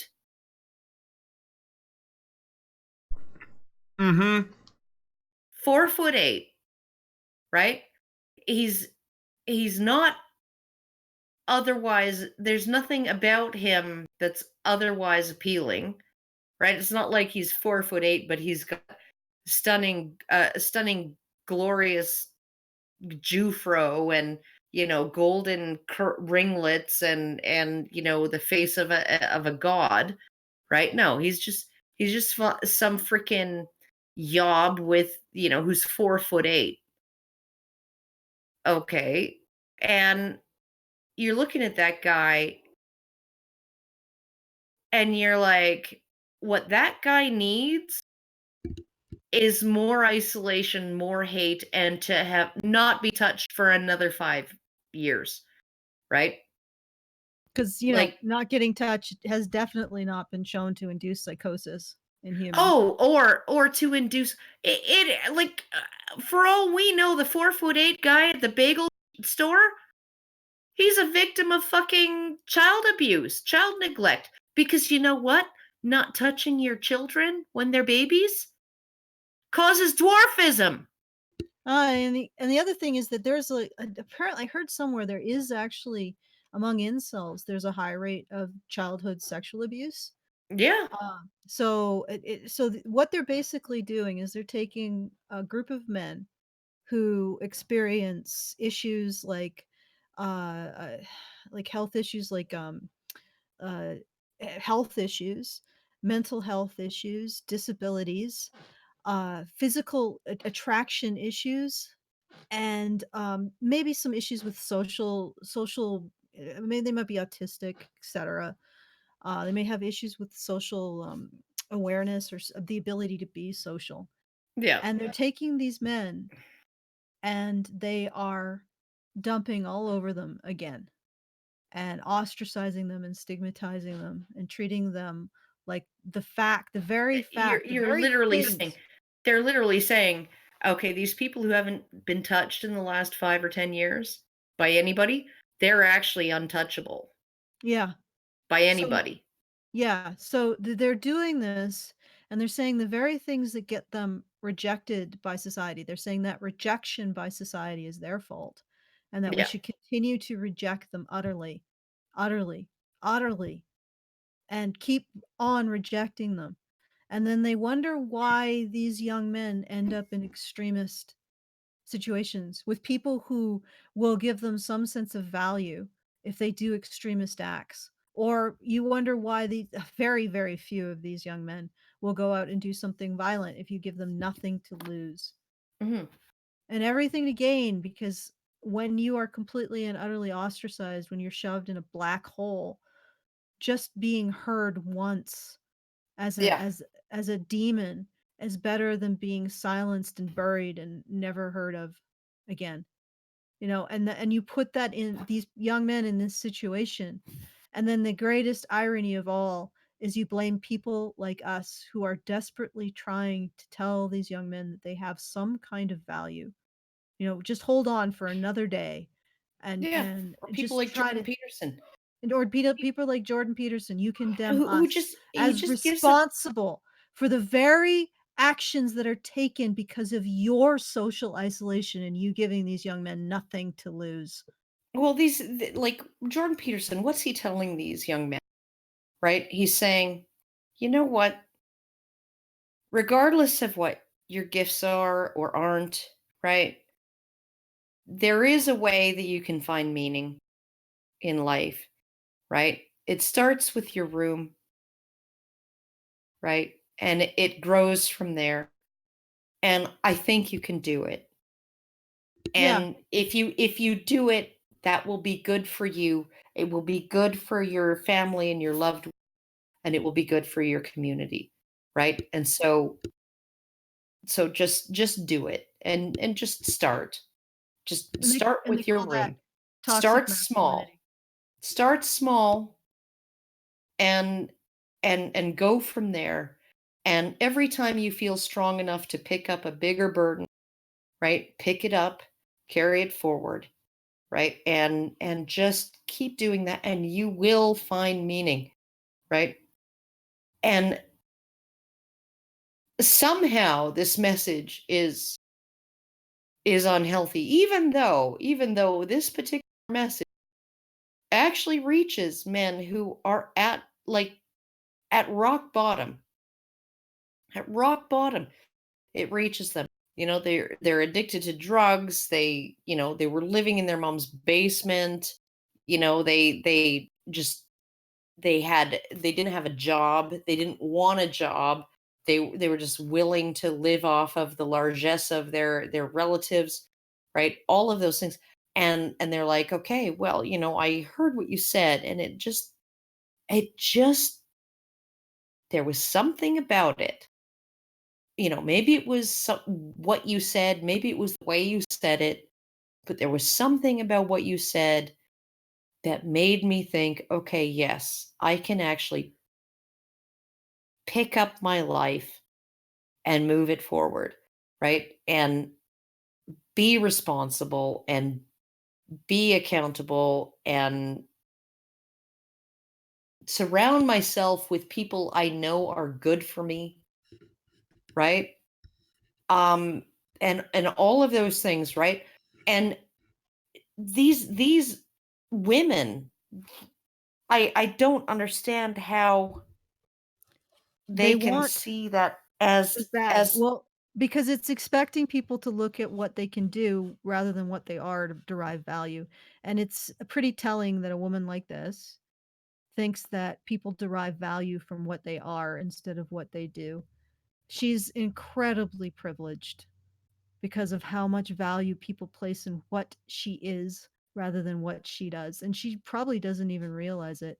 So she can think of it as tough love. When you take somebody who has no value to anybody, nobody sees him as having any value, and you say, here are some actions to take that you can learn to value yourself, and from there people may or may not, but at least you are valuing yourself through these actions.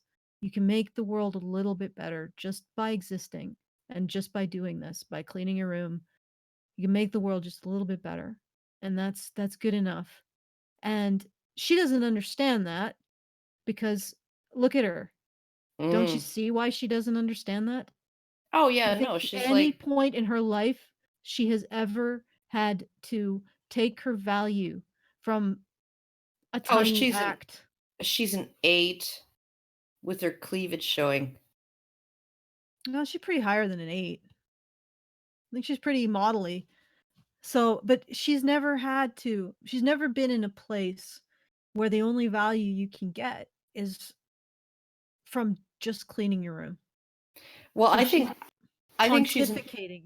she's an 8 with the glasses on, maybe a 9 with the glasses off. She puts on the glasses to make herself less physically attractive. Okay, well, regardless, it's pretty clear that I don't think she can relate to somebody who No. doesn't feel like they have any value except in their own actions. She can't relate to somebody, a man who right, as particularly in a dating market 60%, where men swipe right on 60% of female Tinder profiles and women swipe right on 5% of male Tinder profiles. She can't imagine what it's like being in the dating market as it is right now. No. No.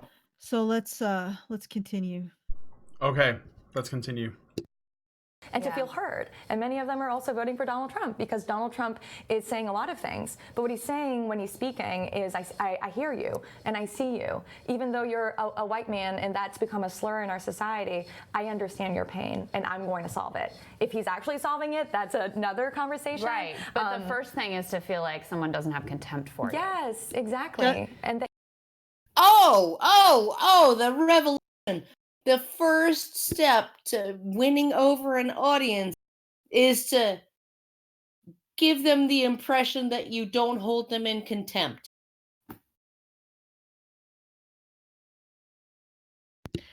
Yeah, that's pretty telling. Okay, More? so does Trump actually say that? No, what, Trump? What? I think he said once that, it's hard to be a man in this culture. No, he said once it was a scary time. In reference to the Title IX Dear Colleague letter. Yeah. Yeah. I didn't realize he made it such a huge platform. No. Well, No. they're really thrusting away these issues. Like, no, we don't want to. This is definitely coded Republican and conservative Trump. Uh, you know, They're just using, Yeah. it's just more of this, Well, associating Trump, who's bad in their mind automatically, with appealing to men. And she's basically saying, look, the bad guys are wooing the men. The bad guys are wooing the men, and we should No, get the bad them guys before. are wooing the white men. Yes, the white men. That's right. Because we have to divide this along color lines too. Yeah, we do. But the issue is that she doesn't realize. Like, do you guys know how Volodymyr Zelensky was elected in Ukraine? no. It's the music video, right? No. Oh, okay. Okay, so he got a law degree. He's only 41 years old at the moment, but he got a law degree, and then he immediately went and he entered a comedy competition and he won, and so he was invited to join sort of a comedy network, and then he started his own production company, and so he became a comedian and a screenwriter and an actor, and he wrote, I think he produced and co-wrote a sitcom in Ukraine called Servant of the People. And the plot was that there was this high school history teacher who wanders around his house in a wife beater and boxer shorts, who he posted a rant on the internet about government corruption in Ukraine. And it went viral, and people started throwing money at him and saying, president. And so he's like, okay, fuck it, I'll run for president. Okay, this is the plot of sitcom, mind you, right? Fuck it, I'll run for president. And then he didn't, he was like, okay, I put my hat in the ring, and he didn't pay any further attention to it. He didn't even campaign, right? But he won based on this viral video about corruption, because corruption is sort of the number one issue with people in Ukraine, right? It's actually something like the 60% of Ukrainians who have left Ukraine to work elsewhere in Europe have said they left or will not return because of the corruption, right? So you're looking at a serious problem, right? And so the sitcom, essentially, it shows there's a scene where he's in his wife beater and his underwear, and there's these dignitaries come to his door, these officials come to his door, and he's like, what do you want? Right? I'm trying to have dinner. And they're like, Mr. President. And he's like, what? Because he wasn't paying attention. Right? He wasn't even paying attention. He threw his hat in the ring for the presidential election and then just forgot about it. And he ended up getting elected because of this viral video, anti-corruption video, right? That was the sitcom, right? And then he decided, okay, I'm good for president after playing this part in the sitcom. And he won. And then the party he started, which has the same name as the sitcom, Servant of the People, right, won the first majority in Ukrainian parliament in modern history just a couple months ago. Okay, but what does this have to do with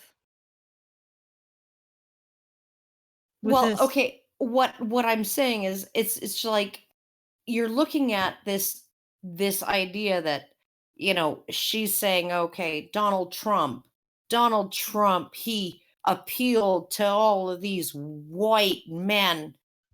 No, Donald Trump appealed to the exact same people that Volodymyr Zelensky appealed to. People who want to drain the swamp, people who want to get corruption out of government, people who want to get rid of pay for play, right? People who want to have their interests looked after, right? People who care about the integrity of the process, right? Those are all the reasons why most people voted for Trump, right? The integrity of the border. If you don't have a country and you don't have a definite citizen, what do you have? Right? If everybody is everybody has all the same rights as citizens, what's the point of even living here? Right? What's the point of even being a citizen? So that's what Trump was appealing to. She's like, oh, it was all white men. It was all white. No, it's just people who don't like corruption. Whether or not these individuals actually are going to be able to fight corruption is irrelevant. So yeah, and okay, I'm starting to feel like this is like a bit of false advertising. How much does she actually talk about Peterson? Because we got like one sentence. Continue. Let's continue. Yes. This isn't like I said though. It's not really about Peterson. It's just I think they just put his name in the title to get more clicks. So that you matter. Right. It's so interesting because this is something that that I think is one of the fundamental underlying dynamics of the Trump era is this sort of like searching for what masculinity, this crisis of masculinity in the modern era. And I've also felt like we don't really have the language to talk about it. We have some of the language to talk about racism and racial bias and implicit bias. Like we have some of that language fleshed out, but I'm not sure that we really have had the architecture and the framework to talk about what's going on with men. Okay, I just wanna comment because I know this isn't really about me, but she's making it sound like the Trump administration kind of caused a cultural shift that organically resulted in people having a discussion about masculinity. Like Trump got elected and it means that there's some kind of dangerous masculinity out there that we need to like take care of because I guess otherwise that wouldn't have happened. They probably would say the same thing about Brexit. It's just a way to essentially blame masculinity for the things that they don't like happening. But what's weird is they're making it sound like it's an organic consequence. Something just happened. But the fact is, feminists are the ones that started talking about masculinity. And it was before 2016. The toxic masculinity narrative, it's actually really old. I think it goes back to like the 1980s. Yeah, and maybe before that too. Yeah. Although it was probably called something else. But they're using it now because, and this is what I honestly believe, the men's rights discussion, maybe not men's rights activists, but the men's rights talking points, the men's rights arguments are becoming mainstream arguments. Cassie J's movie, The Red Pill, a lot of right-wing and conservatives, and Tucker Carlson, and a lot of people who normally wouldn't discuss men's issues at all and normally wouldn't talk about feminism unless they were just making fun of the really out there, you know, super radical stuff that's easy to make fun of, like their art projects or, you know, their interpretive dance or whatever crazy stuff they're up to. But yeah, they're actually starting to like put out the real cases. And I think that the feminists became threatened by that. And so they said, okay, we can't ignore masculinity anymore. We have to talk about masculinity because we're losing the audience. We're losing the people that we need to keep our label going. So we need to talk about masculinity. And the other feminists were like, well, how do we do it? Well, here's how we're going to do it. We're going to talk about toxic masculinity. And we're going to use all of the arguments. We're going to bring up suicide. We're going to bring up fatherlessness and homelessness and, you know, military deaths and all these other problems, school shootings, etc. But we're going to blame masculinity for it. And we're going to propose that men alter their masculinity to save themselves and by extension save women. And this is where it's at right now. They don't like that the conversation doesn't blame men for masculinity, doesn't hold masculinity accountable for male suffering. they want to control the conversation. And I think that's the reason why there are all these comparisons, is why they bring up Trump, is why they bring up Jordan Peterson. Because they want to control the conversation around masculinity, because it's part of the gender discussion, and they want to control the conversation around gender altogether, right? So this is just an aspect of that, and they feel genuinely threatened, and this is why they're doubling down. That's why this woman is claiming to love men, and she thinks that she loves men so much that if they just changed, their behavior, then she could love them even more. It's like that girlfriend that dates you because she wants to fix you, and she sees you as a project. It's like that, but she doesn't actually like you, because obviously she doesn't like you as you are, or she wouldn't be trying to change you.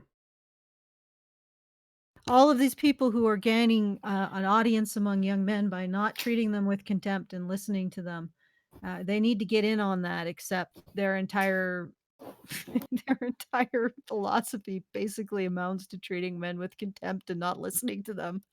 Yeah, no, and telling them what to do. And it's like, when it comes to Jordan Peterson's message, going back to Jordan Peterson, right? It's a very common sense message, and it's a very caring message, right? Like, what does he say, right? Surround yourself, treat yourself the way somebody who was in charge of your care would be expected to treat you.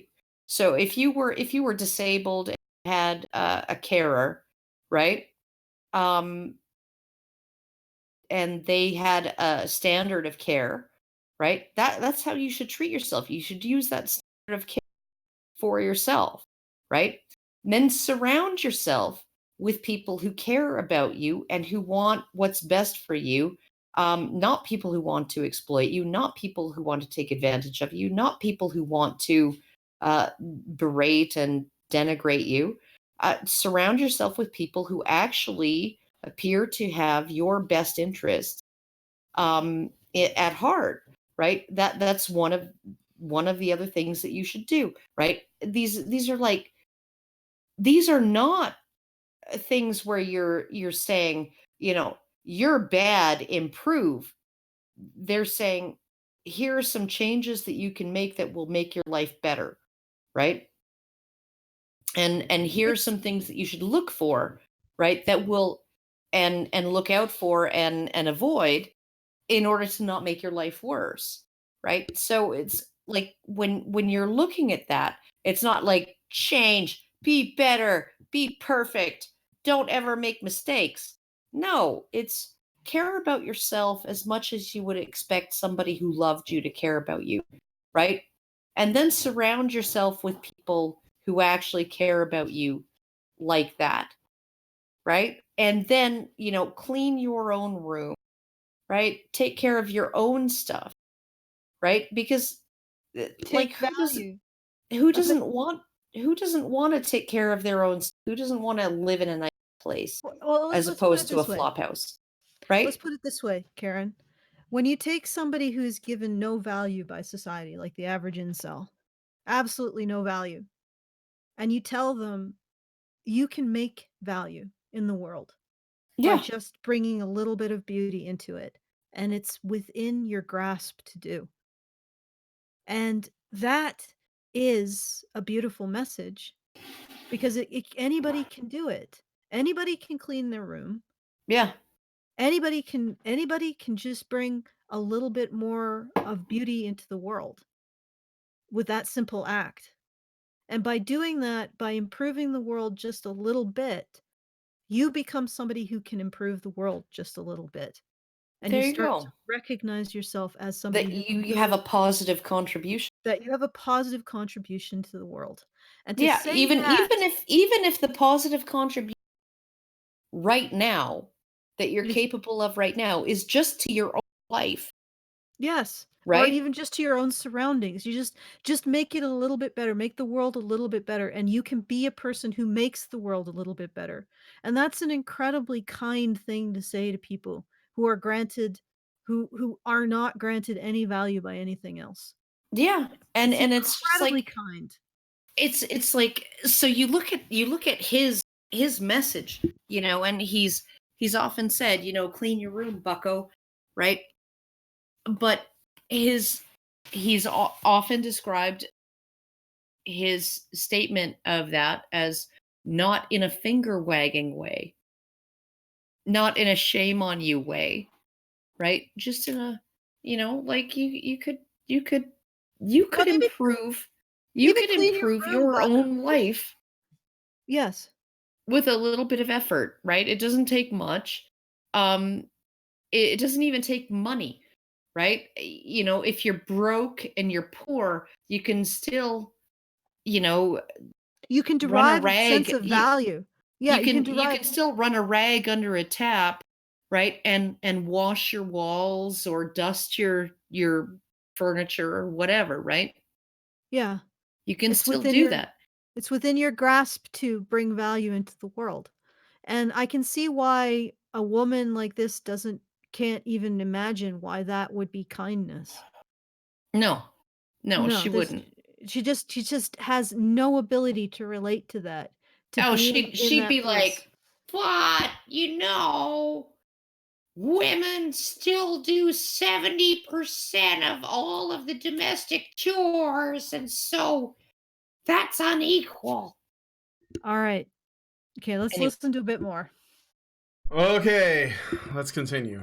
Yeah, and what you just said is so important, right? In the conversation around racial justice, we've acknowledged that there are acts of conscious bias, so many, right? And people who are racist and want to be racist and are doing it on purpose. There's also unconscious bias, right? These ways that people might have a good intention, but their actions are not in line with those intentions. Which, because frankly, all of us fall into in certain ways, right? but as hard as we may try. All right, I'm just pausing for the banana there to talking about Sorry, conscious I'm bored as versus... crap by this. Yeah, this is stuff that we've all heard before, so... Well, yeah, it's also I'm gonna basically virtue signaling. Yeah, I'm gonna have to go in about 5 or 10 minutes, so let's see if we can get through as much as possible. Yeah. All right. Because I'm not going to stick around either, but I'll do another show. Shotgun round. Go ahead. Yeah, shotgun round. Please go to feedthebadger.com and help us fund the screening of Erasing Family, or go and purchase a ticket for the Saskatoon screening of Erasing Family. I know it's a smaller Canadian city. It is a city though.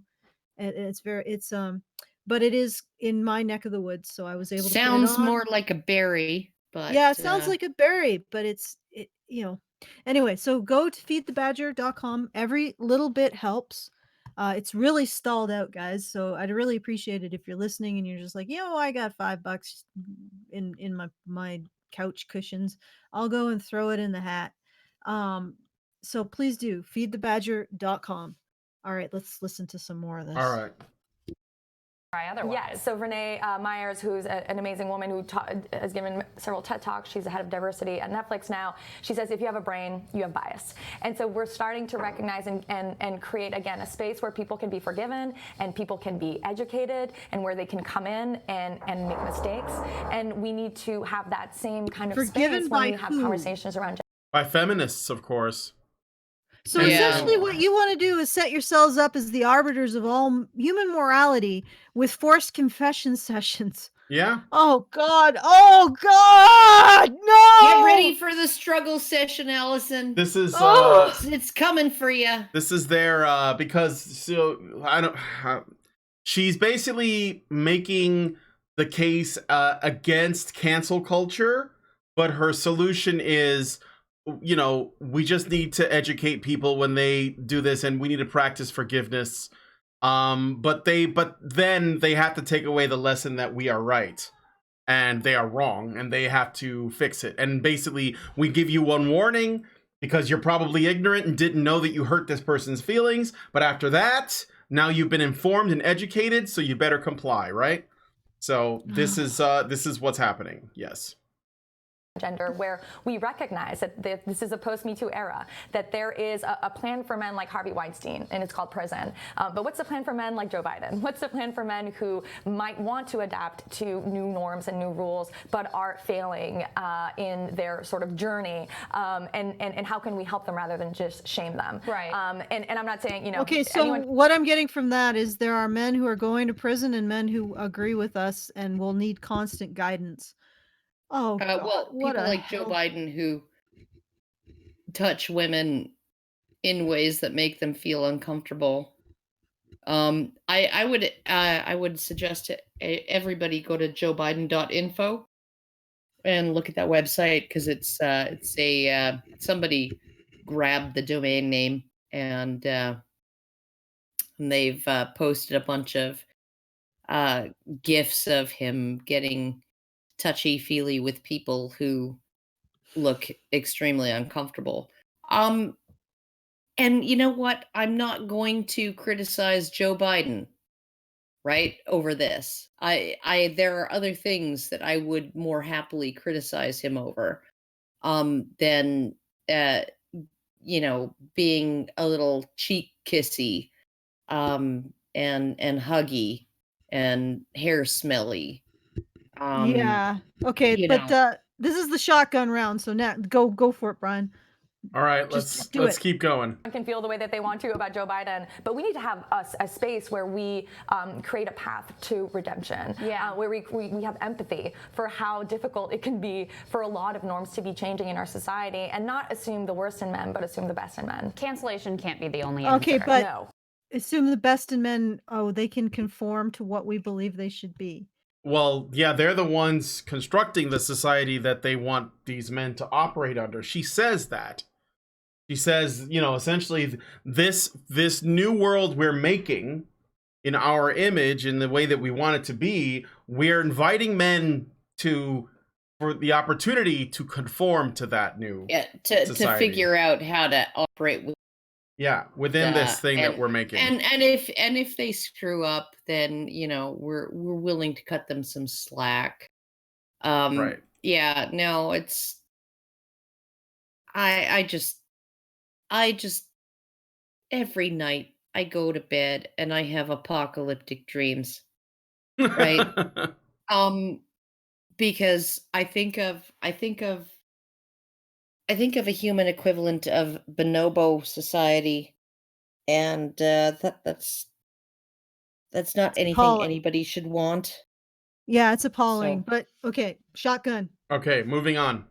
There has Call to be in feminism, not call out feminism. like, I don't want to be judged by that too, Absolutely. you know, because we're all going to screw up at some point. Yes. And that's not to say that there aren't people who do deserve to be basically on a polite society, absolutely. who don't deserve to have that talk show, who don't deserve to have that Supreme Court justice seat. Yeah. But there Did you catch And you that? guys are going to be the ones. You guys are going to be the ones who decide all of that shit, right? Well, they're deciding it in the words that they're using when they say not going to have that talk show or not going to have that Supreme Justice seat. They're talking about Brett Kavanaugh in that statement because they believe he's guilty and shouldn't be there, even though he has not been found guilty. He's simply been accused.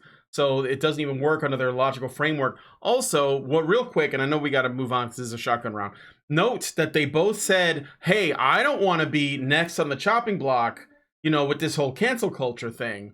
And that's actually a fair fear, considering by their standards, as white women, they would get attacked. And so they don't want to be. And so they're basically saying, okay, we probably want to reel this in before someone digs into my past and finds something that I said on social media or a picture that I took or anything that I did that somebody could take out of context and then get me in trouble. And the fact that I'm white, they're going to use that against me. So, but anyway, let's continue. There has to be an answer other than just cancellation. What has the response been from other feminists? Have you received pushback for an explicit focus on men? I have, and I understand where that's coming from because I had the same sort of proclivities, really. I had the same, I think, behavior when I would see people talk about men and say, what about men? I would respond, well, everything's about men. Why do we have to talk about men? And again, through the reporting and the research and the conversations that I've had with men and women, I've realized that was not right. And okay, I'm pausing for the banana there. She's going to explain we'll just get into it more. I'm just pausing for the banana. So okay, so this is it. This is the promised pitch. yeah. Away people that we really need to be part of our movement and who are being served by our movement. So we need men to be part of the movement because we need the movement to be successful, not because we give a shit about men. See, it's about their utility for the movement. And, I say this all the time. I think Trump is throwing a way better party than us for men, right? He is making it fun and celebratory. And you can come in, whatever you say, whatever you do. We don't care. We don't care. Fine. We see you. And our policies are better, and by our, I mean progressive policies, are better for men. When we talk about Medicare, when we talk about gun safety, there's a suicide epidemic in this country, and the vast majority of people who are dying from it are men. So I visited... Okay, stop. They'll just hang themselves if you don't give them guns. Yeah, or cut their wrists. No. We don't want to address the actual cause of suicidal feelings. We just want to take away the means by which they commit suicide, because maybe they'll be frustrated enough that they'll say, fuck it, I guess I'll just live another day. Or I'll just have to take some time to formulate a new way to kill myself. I'll just jump off a bridge or walk into traffic. Yeah. All right. State of Montana, where there's really, really skyrocketing suicide rates there. It's the second highest rate of suicide after Wyoming, and 80% of the people who die from suicide are men. Yeah. And there's a direct correlation with if a gun is available and accessible, you are far more likely to act on impulse and then to die from suicide, even though women are more likely to actually attempt suicide because men have access to these more violent means. It really is women have equal access to guns. I'm sorry, bitch, but there is no law that says thou shalt freaking sell guns to men but not women, right? Women have equal access to guns. Yeah, and they also have equal access to rope. And to it's pills, a very effective... And to razor blades. And to carbon monoxide. And it's interesting she mentions female bridges. suicide because women are now actually completing suicide at a greater rate than ever before. Yes. And they're using rope. Oh, that means they're more affected. That means they're more affected, Allison. It's actually a bigger problem. Men must be doing something to them. It doesn't, okay. It doesn't frickin' matter. What matters is the fact that it doesn't matter. It's not the means. It's not the means. It's the decision. It's the decision. Right? And you choose the means based on your decision. And yes, if you don't have access to a gun, you're going to use a rope or a bridge or a building, right? Or, a carbon monoxide, right? Yeah. You're going to use those relatively painless, relatively quick means of doing it. If you're wanting to, I guess, swallow a bottle of pills and then pills, right? That's what women do. Yeah. Typically. But the point is that this doesn't address the actual reason why men are committing suicide. No. Or why women are committing suicide. No, it doesn't address anybody's. And if you listen to what men are actually saying, which I guess you guys don't, the reason why a lot of men get to that place is because they think they're a burden. So suicide makes sense because they're taking away the problem, which is them. And your solution, my dear, is to tell men that they're even more of a burden because they have toxic masculinity. When they're suicidal, they have toxic masculinity, which is really about hating women and not wanting to be feminine. Okay, let's keep going. Shotgun. Okay. 5 more minutes. That's just one little part of this. We have to talk about how our policies benefit women, benefit people of color. They also benefit white men. Yeah, I think there's a class piece as well, because it's easy to look at how about men of color successful. They figure that they have that covered because people who speak up for men like Jordan Peterson and Donald Trump, they're not talking about men of color. They're just talking about white men. So feminism claims that they own the conversation on men of color already, and they already care about them more than those bad, evil, no good, really bad, conservative, straight white men. So, yeah, that's why they don't men's rights activists, since we are actually talking directly about the problems, whereas conservatives still are indirect in many ways. Okay. All right.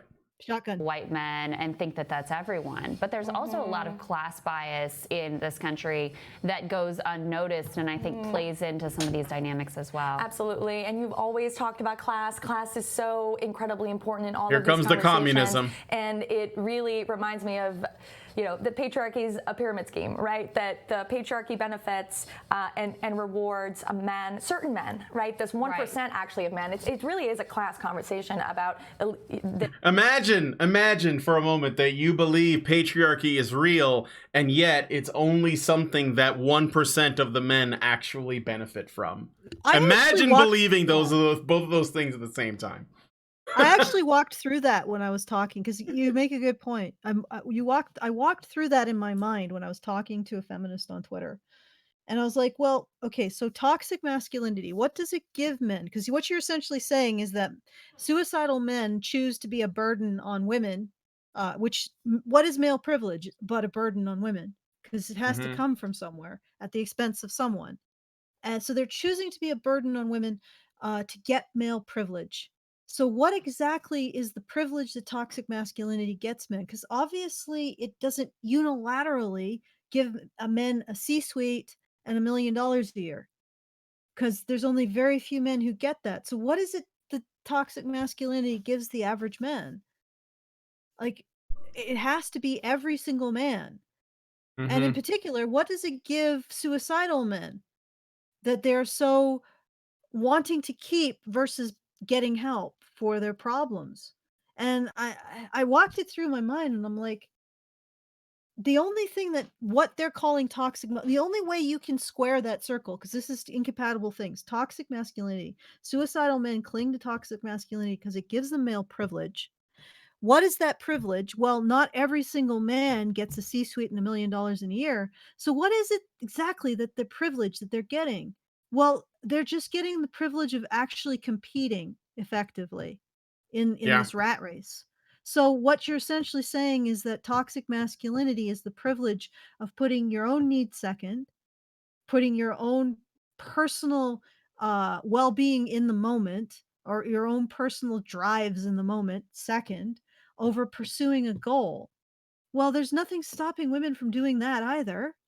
So how is it so anyway, I just got myself into the spaghetti mess, but you inspired me saying this because of what you said, that only like 1% of men are on the top. Well, the only thing that the only privilege the so-called toxic masculinity gives men is the privilege of actually competing. And so basically toxic masculinity is the equivalent of athleticism for an Olympic athlete. It gets you through the door. It doesn't get you anything further. Everything else is luck and your own drive and will to succeed. But, it gets you into the race, I suppose. Yeah. Well, okay, you guys. Okay, shotgun, move it. Move it. I gotta go.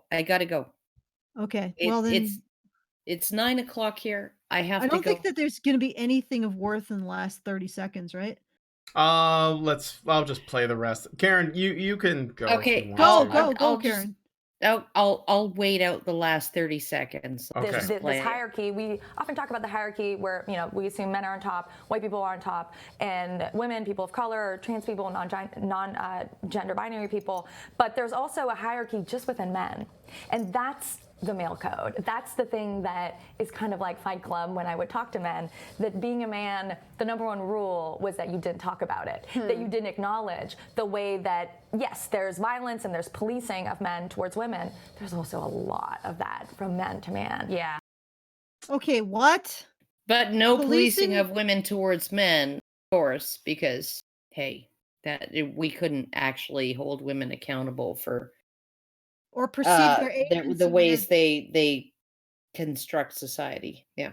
Or perceive their agency in any way. Shotgun, Brian, do it. Blaze through it. And a lot of men are being told that they're going to be rewarded when they act in a certain way that's aggressive. That's, all of the sort of hyper masculine ways that we assume in our society. But they are rewarded by women. They are rewarded. The men who really benefit from that are white, straight, cis, rich, right? Donald Trump became president. Oh my fucking God, you whore. Right? Because there's no baby daddy, right? There's no fucking baby daddy in the slums of fucking Chicago, right? black guy who's got 16 fucking kids by 14 different moms, right? That doesn't happen. That Right. does, and he's not paying any child support because his income's all from dealing drugs, so it's all off the books, right? There's no man like that who No. managed to bed 14 women and sire 16 kids. That never happened. I like to point something else out. All of those qualifiers are their qualifiers except one, which is male. So had they considered that maybe they got the cart before the horse? Maybe the reason why those are the most successful men is because of them. It's because those are the men that they choose. Yeah, Mhm. you think? And, Yep. think that and not just that, but they are the architects of the oppression of every other man that they do not choose.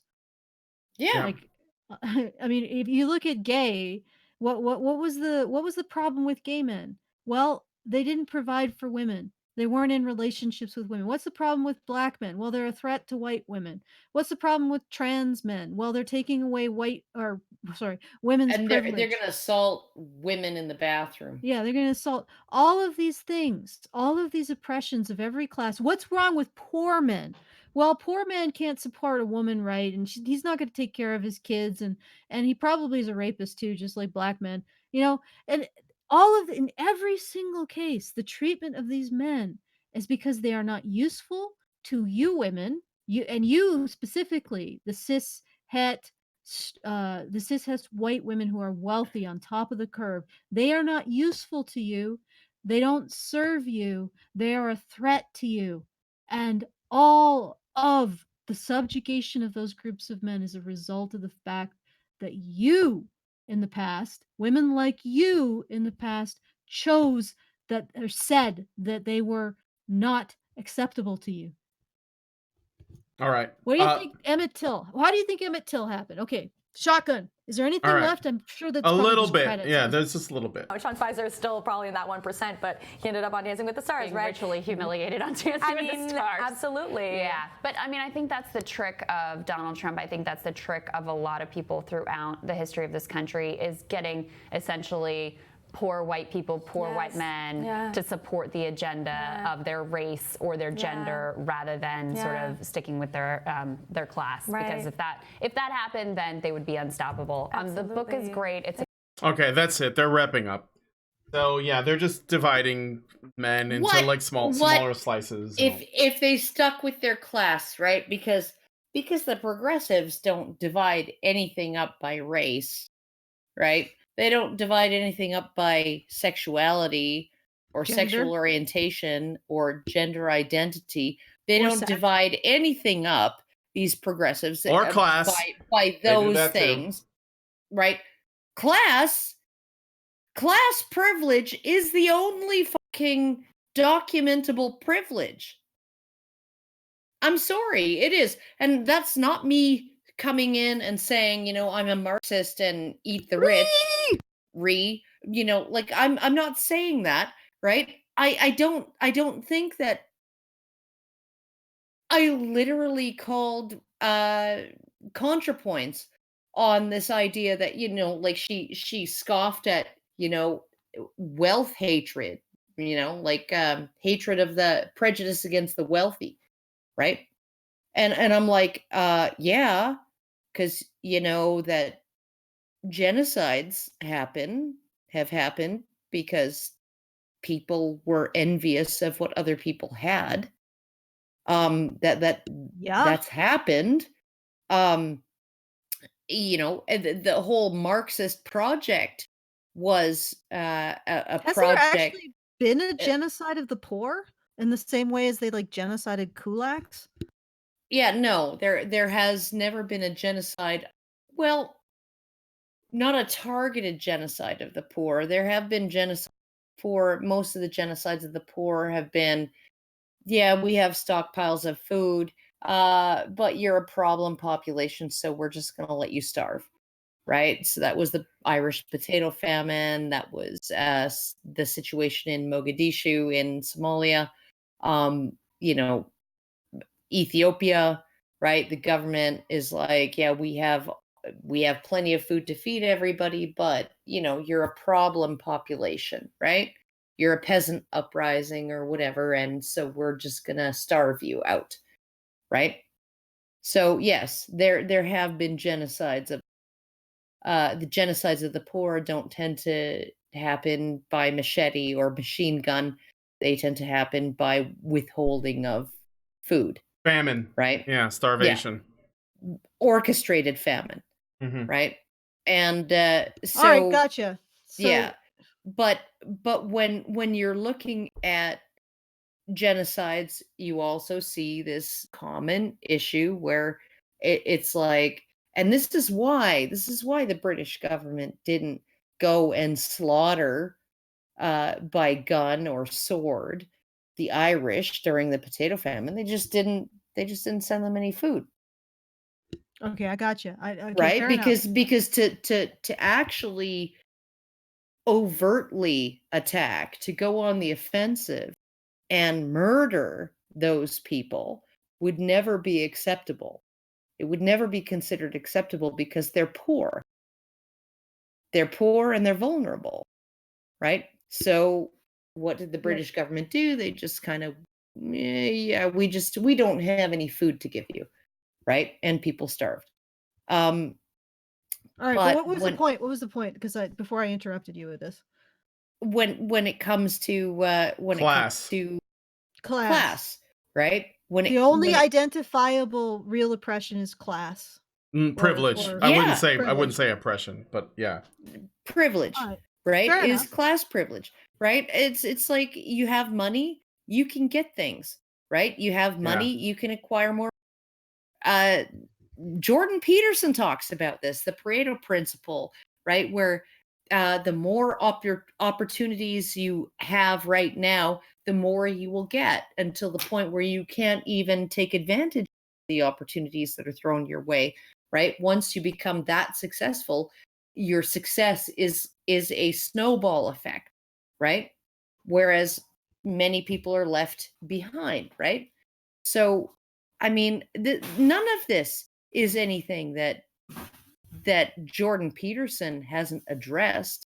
He's addressed income inequality as one of the primary factors fueling violence in societies, right? Okay, I just want to say one thing. I thought you had to go. I do. I actually I want to do. say one thing that actually builds on what you're saying, Karen. Builds on what you're saying. These individuals condemn Jordan Peterson for giving people an easy way, people who are given no value by society, some way of creating value for themselves by seeing themselves as being someone who can bring a little bit of order and beauty into the world.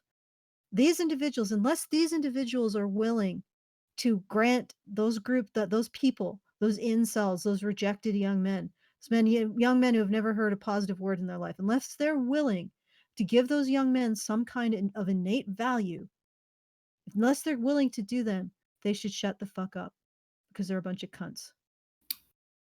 Okay. All right. I have to go now.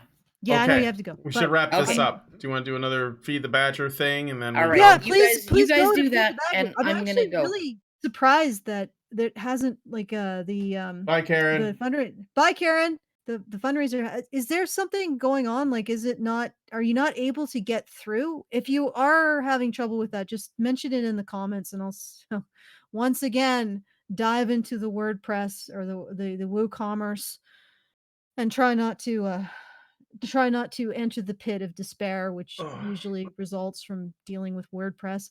Regardless, go to www.feedthebadger.com. We only have about $565 left. I'm surprised that we haven't managed to make it this, which is why I'm asking, are you guys able to go into and support? Because usually that's not the case. Anyway, go to feedthebadger.com. $5, $10, every little bit helps. So don't think you're not, if you only have $5, it's not really you only have $5. If everybody who has $5 went there and was like, yeah, I'm going to throw $5 in the hat, we'd already be funded by now. So please do go and help us out. Erasing Families is about court systems removing loving parents, siblings, grandparents from the lives of children. It's a very moving story. Like, it follows children who are reuniting with their estranged parents.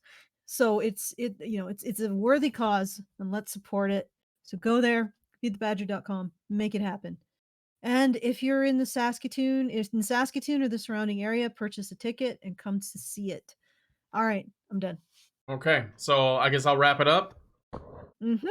Okay, well, if you guys enjoyed this content, please hit that like button for us. And if you could, just do it at the beginning. I should probably just say this in the beginning. I have a little thing at the bottom there saying hit like, subscribe to the channel if you're not already subscribed, hit the bell for notifications. Oh, I do have a super chat. I am really sorry, Alex. Alex Ligas gave us a super chat earlier, and he said, our shop called Books for Boys T-shirts on Spotify, or on Shopify, has, I think he means to say. So let me read this over again. He gave us $5. Thank you so much. He says, our shop called Books for Boys T-shirts on Shopify has positive messages for boys. $1 of every shirt goes to a Books for Boys classroom. All right, thank you, Alex. So if you guys could subscribe to the channel if you're not already subscribed, hit the bell for notifications so you know when our shows go live, and leave us a comment. Let us know what you guys think about the discussion around Liz Plank's book and this kind of new brand of inclusive, male positive, and I put that in quotes, lots of quotes, male positive feminism that she purports to have. So let us know what you guys think about that in the comments. And yeah, with that said, I guess we're just gonna wrap this up. So thank you guys for coming on this episode of the Rantzerker, and I'll see you the next time we go live, which might not be for a little while because I'm gonna be up in Saskatoon with JoJo and Lindsay, and we're gonna be doing the meetup and the panel and all that. So hopefully I'll see some of you guys there. Have a good one, everybody, and we'll talk to you later.